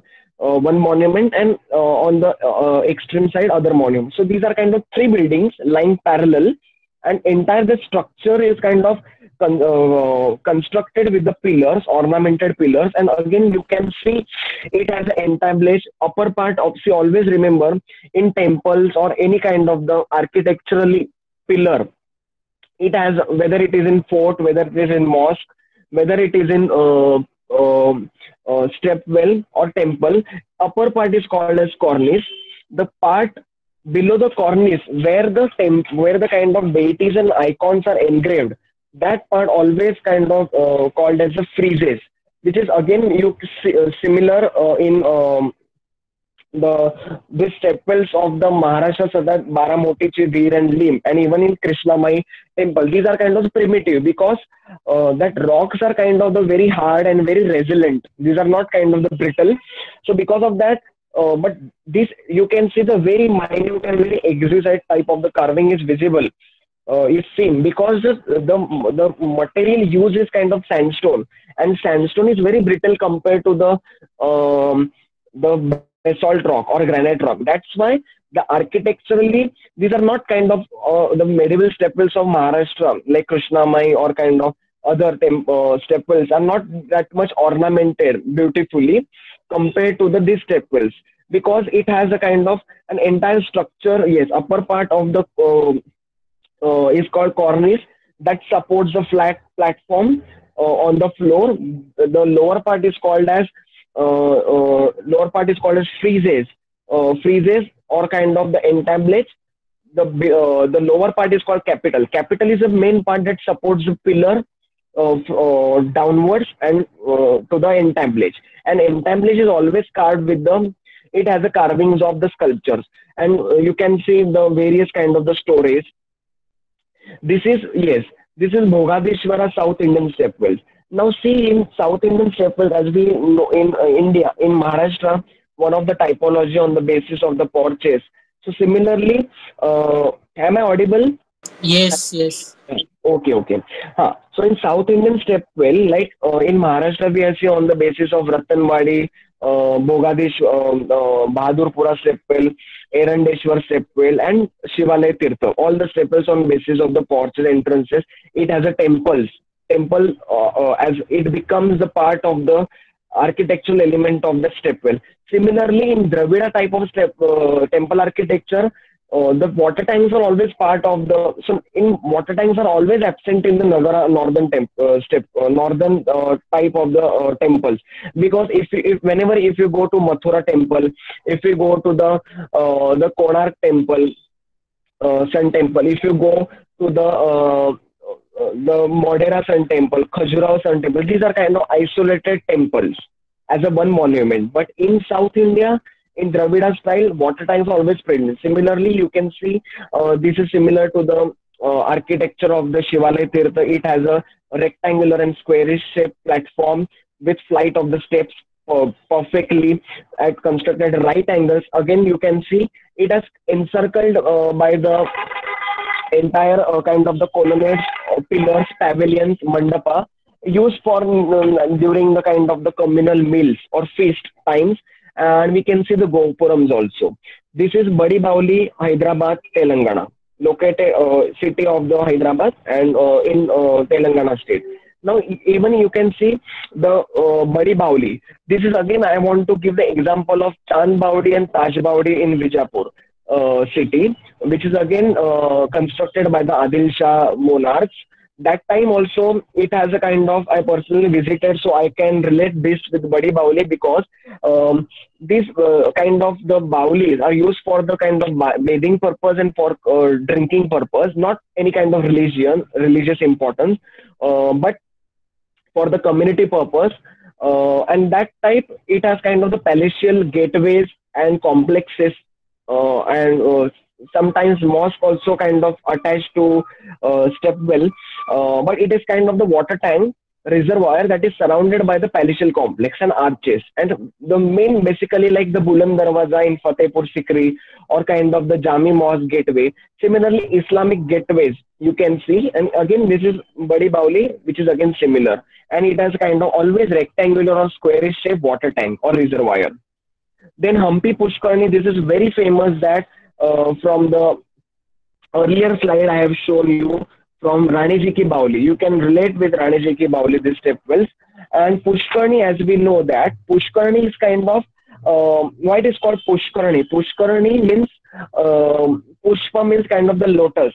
So whenever the lotus blossoms in the pond, in the reservoir, it is called as Pushkarni. Pushkarni is a small water pond. You can see it is very small water pond, but, and when that small water pond kind of transforms into the larger side, the larger format, this is called Pokhran. So these Pokhran, Pushkarni are basically ancient type of the water conservation structures. And in Hampi Pushkarni, you can see the smaller water pond at the center, and it has a kind of similar type of the pyramidal kind of the steps, and it has kind of the ruins of the some kind of pillars, entrances. So we can see this is very important feature, which is again similar to the Rani Ji Ki Bauri in Rajasthan architecturally. Then, yes, then significance of the step well. This is very important, that in today's, as we study the history, it is very important. Like we should not kind of get, we should not get confined to the in the past, but we should always try to link between the past to the present. How the past, so we are studying monuments, we are studying architecture, how we should kind of relate with that towards the present, how the future is kind of depends. So we always say that the mistakes which happened in past, we should rectify their mistakes in present. That's why we study the history. Similarly, significance of stepwell is much beyond the scope of architectural monument, and in it doesn't only lies in the past, but it has a future prospect also. First importance, significance is drought resistant. This is very important, that all the stepwells are constructed and can be the source of water for the, or for future generation, as a drought resistant, because stepwells are constructed at the basement, so it doesn't kind of cause much more evaporation of the water from groundwater table. And because of it has kind of constructed and covered with the roofs and the material which is ornamented, that's why it kind of the protection to guard the water from kind of damaging by any kind of the contamination or any kind of the natural evaporation also. And these are very effectively used for the people during the drought period. Second, these are architectural marvel at the underground level for water conservation. This is second significance, that these are not only the water conservation, but these are architecturally marvel which are constructed at the underground level, which are constructed at the underground level.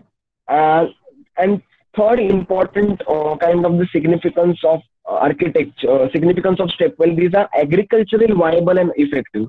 This is very important, that all the stepwells can be used. First, we need to kind of to recharge the water. First, government has to do something to kind of to renovate the stepwells, not only architecturally, but also how it will kind of prevail, and how it will be effective for using agriculture for irrigating land. How the bamboo drip irrigation method, since 200 years ago, Ahom dynasty, still the tribals of Kuki, Naga tribe, Tagin tribe of the Northeast India, Garo, Khasi tribes of Northeast India have been following traditionally.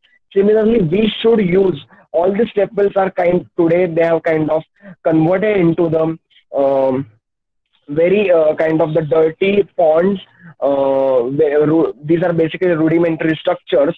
What are kind of in today's condition is very bad, worse, neglected, and because of the them neglected their upkeep also, and local, and allowing them to allowing this kind of the water tanks to silt up, and these are completely filled with the garbage. So first we need to convert, we need to clean up the step wells, and we need to provide, we can provide the water availability to all the agricultural regions to the throughout the period, irrespective of the rainy season. Fourth importance is worship of the temple deities. This is very important, that step wells are not only kind of the water conservation, but these are very important from the worship deities. So in today's scenario, all the pilgrim sites of the Maharashtra, Pandharpur, and all other temples, Siddheshwar temple, or kind of the Rameshwar temple, Hareshwar temple, Yavateshwar temple, all the temple sites are kind of having the pilgrim centers, and these are, because of that, water is kind of the used, and because of the water tank which is used, or step well which is used for drinking and ritual bathing purpose, temples have also kind of got importance from tourism industry also. So this is very important. Last, I would like to complete my presentation with as a slogan: save water, preserve step wells. This is very important, as you see in the picture. First, if we save the water, um, if we preserve the step wells, automatically water will be saved, and if we save the water, automatically step wells will be preserved. This is very important. This is that I have thought of kind of putting at the end of my presentation, because as we know that now there are kind of the water disputes in India, Krishna River water disputes in Maharashtra, Karnataka, Andhra Pradesh, Telangana, Kaveri water disputes, Kerala, Karnataka, Tamil Nadu, Pondicherry. So now even in northwest India, in the Ravi and Bias rivers, there is a water disputes dividing the rivers Punjab, Haryana, Rajasthan. So which are kind of initiated by the Ministry of Jal Shakti in today's conditions. Similarly, in proto history, as we know that how the Indus River changed the course, and it has completely became the cause of the decline of the civilization, downfall of the Harappan civilization, because only the kinds of changing of the river course, natural change of the river course of Indus, Indus River, it has affected the entire civilization. Civilization has kind of completely terminated. So we should we should save the water, and we should preserve the step wells, automatically preserve. So I would like to end my presentation with this kind of quote. Thank you, ma'am. Thank you, students. Vishal, it was indeed an Yes. intellectual feast. Students, how did you find it? Did you feel that a student is talking or a professor is talking? How did you find this? I want a feedback from you. Miss, it was good. म्हणजे मला असं वाटलं की student काय professor म्हणजे हा M चा student असं वाटतच नाही, as if a professor an experience professor is talking. I am really happy about it. Now Thank you, ma'am. anybody wants to ask any questions? You can ask any questions to him. Yes, please ask freely if you have any difficulty regarding any topic or any part of the presentation regarding step wells. Hello, ma'am. Nikita here. Huh. Hello. Huh? Vishal, that presentation was awesome. Like, I learned Awesome. a lot of new things. Seriously. Yes. Me start to end attend केलं आणि खूप छान होतं. आणि Okay, thank you so much. सो मला एक question आहे की मुंबईमध्ये एक वेल आहे बरोबर, पारसी वेल, जी खूप फेमस आहे, बीका Yes, yes, so it's different structure, no, like it comes under which structure? yes, yes. Even see, I think in first part of the presentation I mentioned about, even I visited while I was doing the culinary history of heritage of the Girgaon food history. So that time there is one step well, ma'am, in kind of in Thakurdwar area, like which is very near to the Girgaon Charni Road railway station. So entire the restaurant was kind of dependent on the water supplies. After the item, before 1947 pre-independence era, that water well was used for kind of supplying the water for entire this kind of the cooking and everything. The entire restaurant was dependent on that water well, and even I went inside that Dotapeshwar Prasad building. I went to yes, I had asked the chairman also of that building committee, but he had kind of ignored us and he didn't give permission to us. That well is still, ma'am, it's intact, and they're still, that entire building is kind of using that water well.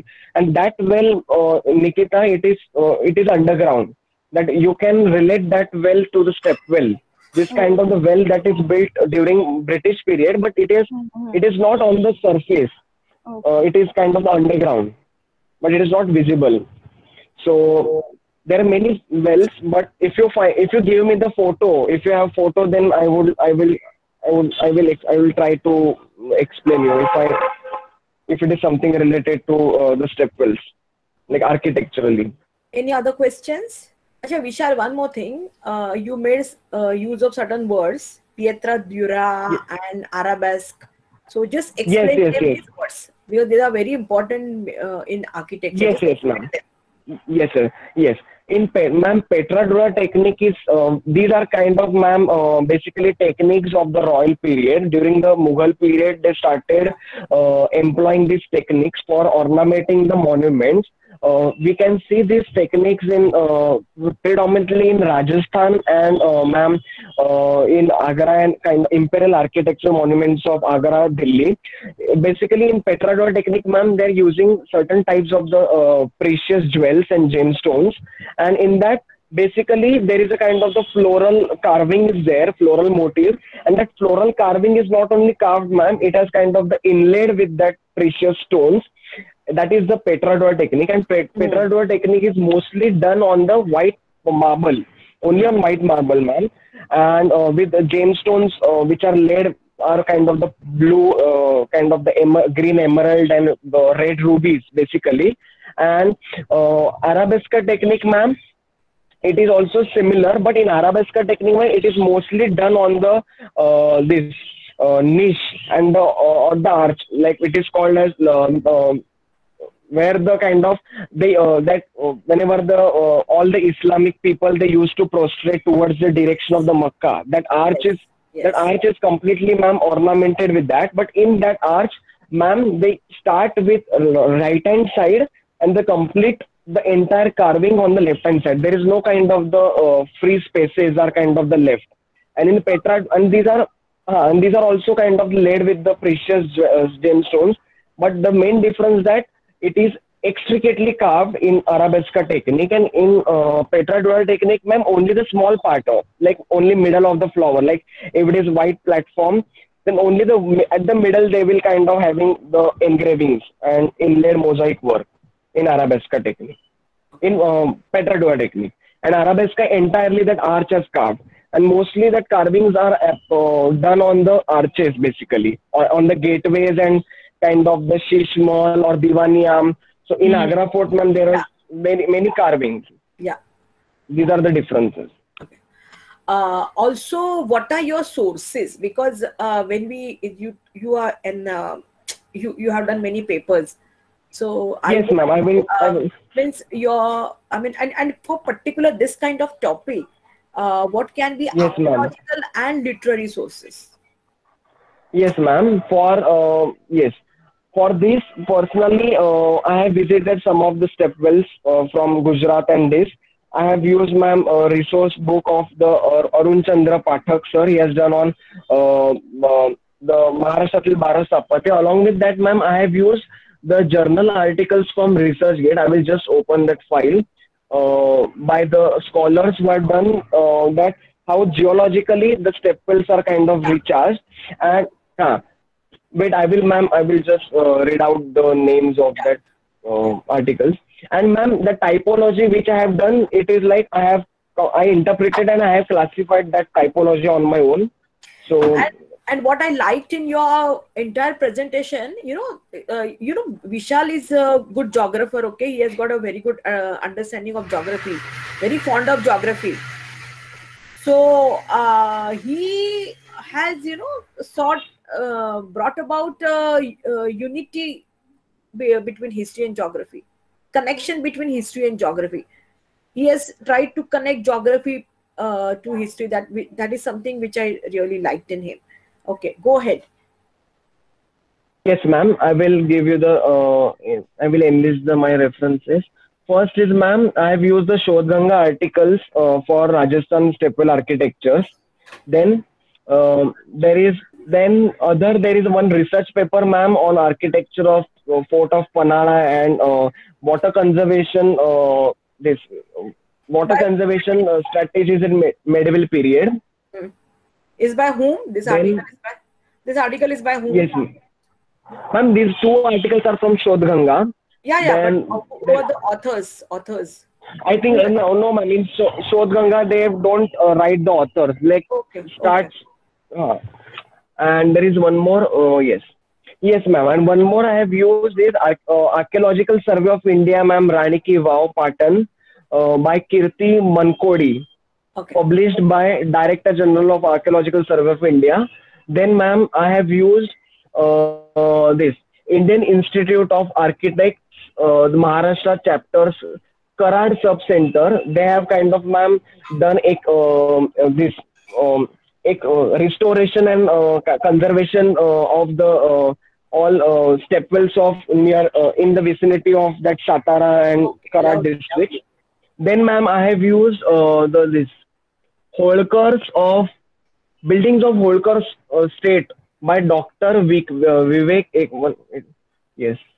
Buildings of the Holkar State, ma'am, in the Indore Institute of Law by Dr. Vivek Singh. He has published the research paper in that research gate online. So in that he has, in one part that, ma'am, he has explained about the as one of the architecture that like she has Ahilyabai Holkar has constructed many temples, ghats. So in that Shivalaya Tirtha, it was kind of the small part of that his research paper. So these are the sources, ma'am, I have used.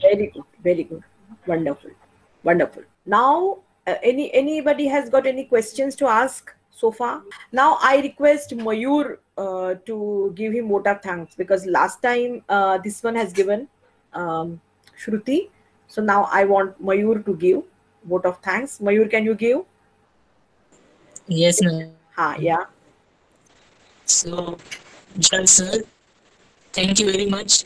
It is very good for me to say thank you on the behalf of all the TY, SY students, plus SY also. And it is very good for me to meet you and to learn something new from you. It will be good for not only me but also from all others, for all others. Thank you. Thank you, Mayur, and thank you, ma'am, Dr. Abhida madam, and all the students. That it gave me very golden opportunity to share my small study and to share my small knowledge with you all. So it was my great pleasure. Thank you. Yeah, thanks a lot, Vishal, for coming here, and we look forward to such many such. Yeah. Shruti, Even I want to say something. Yeah, do. You are well allowed. Yeah. Thank you so much, sir, for gracing your important work and sharing with us your findings and opinions today. Thanks a lot. Thanks. Thank you, Shruti, for hearing for so long time very patiently. So it's very good that I was eager to share my knowledge or whatever I have learned. Right now, I'm learning in my MA course with you also. It will give you some various kind of the perspectives to progress in the career of the history. And I'm wishing you all the best. Do your best. Have a good day. Thank you, ma'am. Okay, bye. Thank you, sir. Welcome. My pleasure.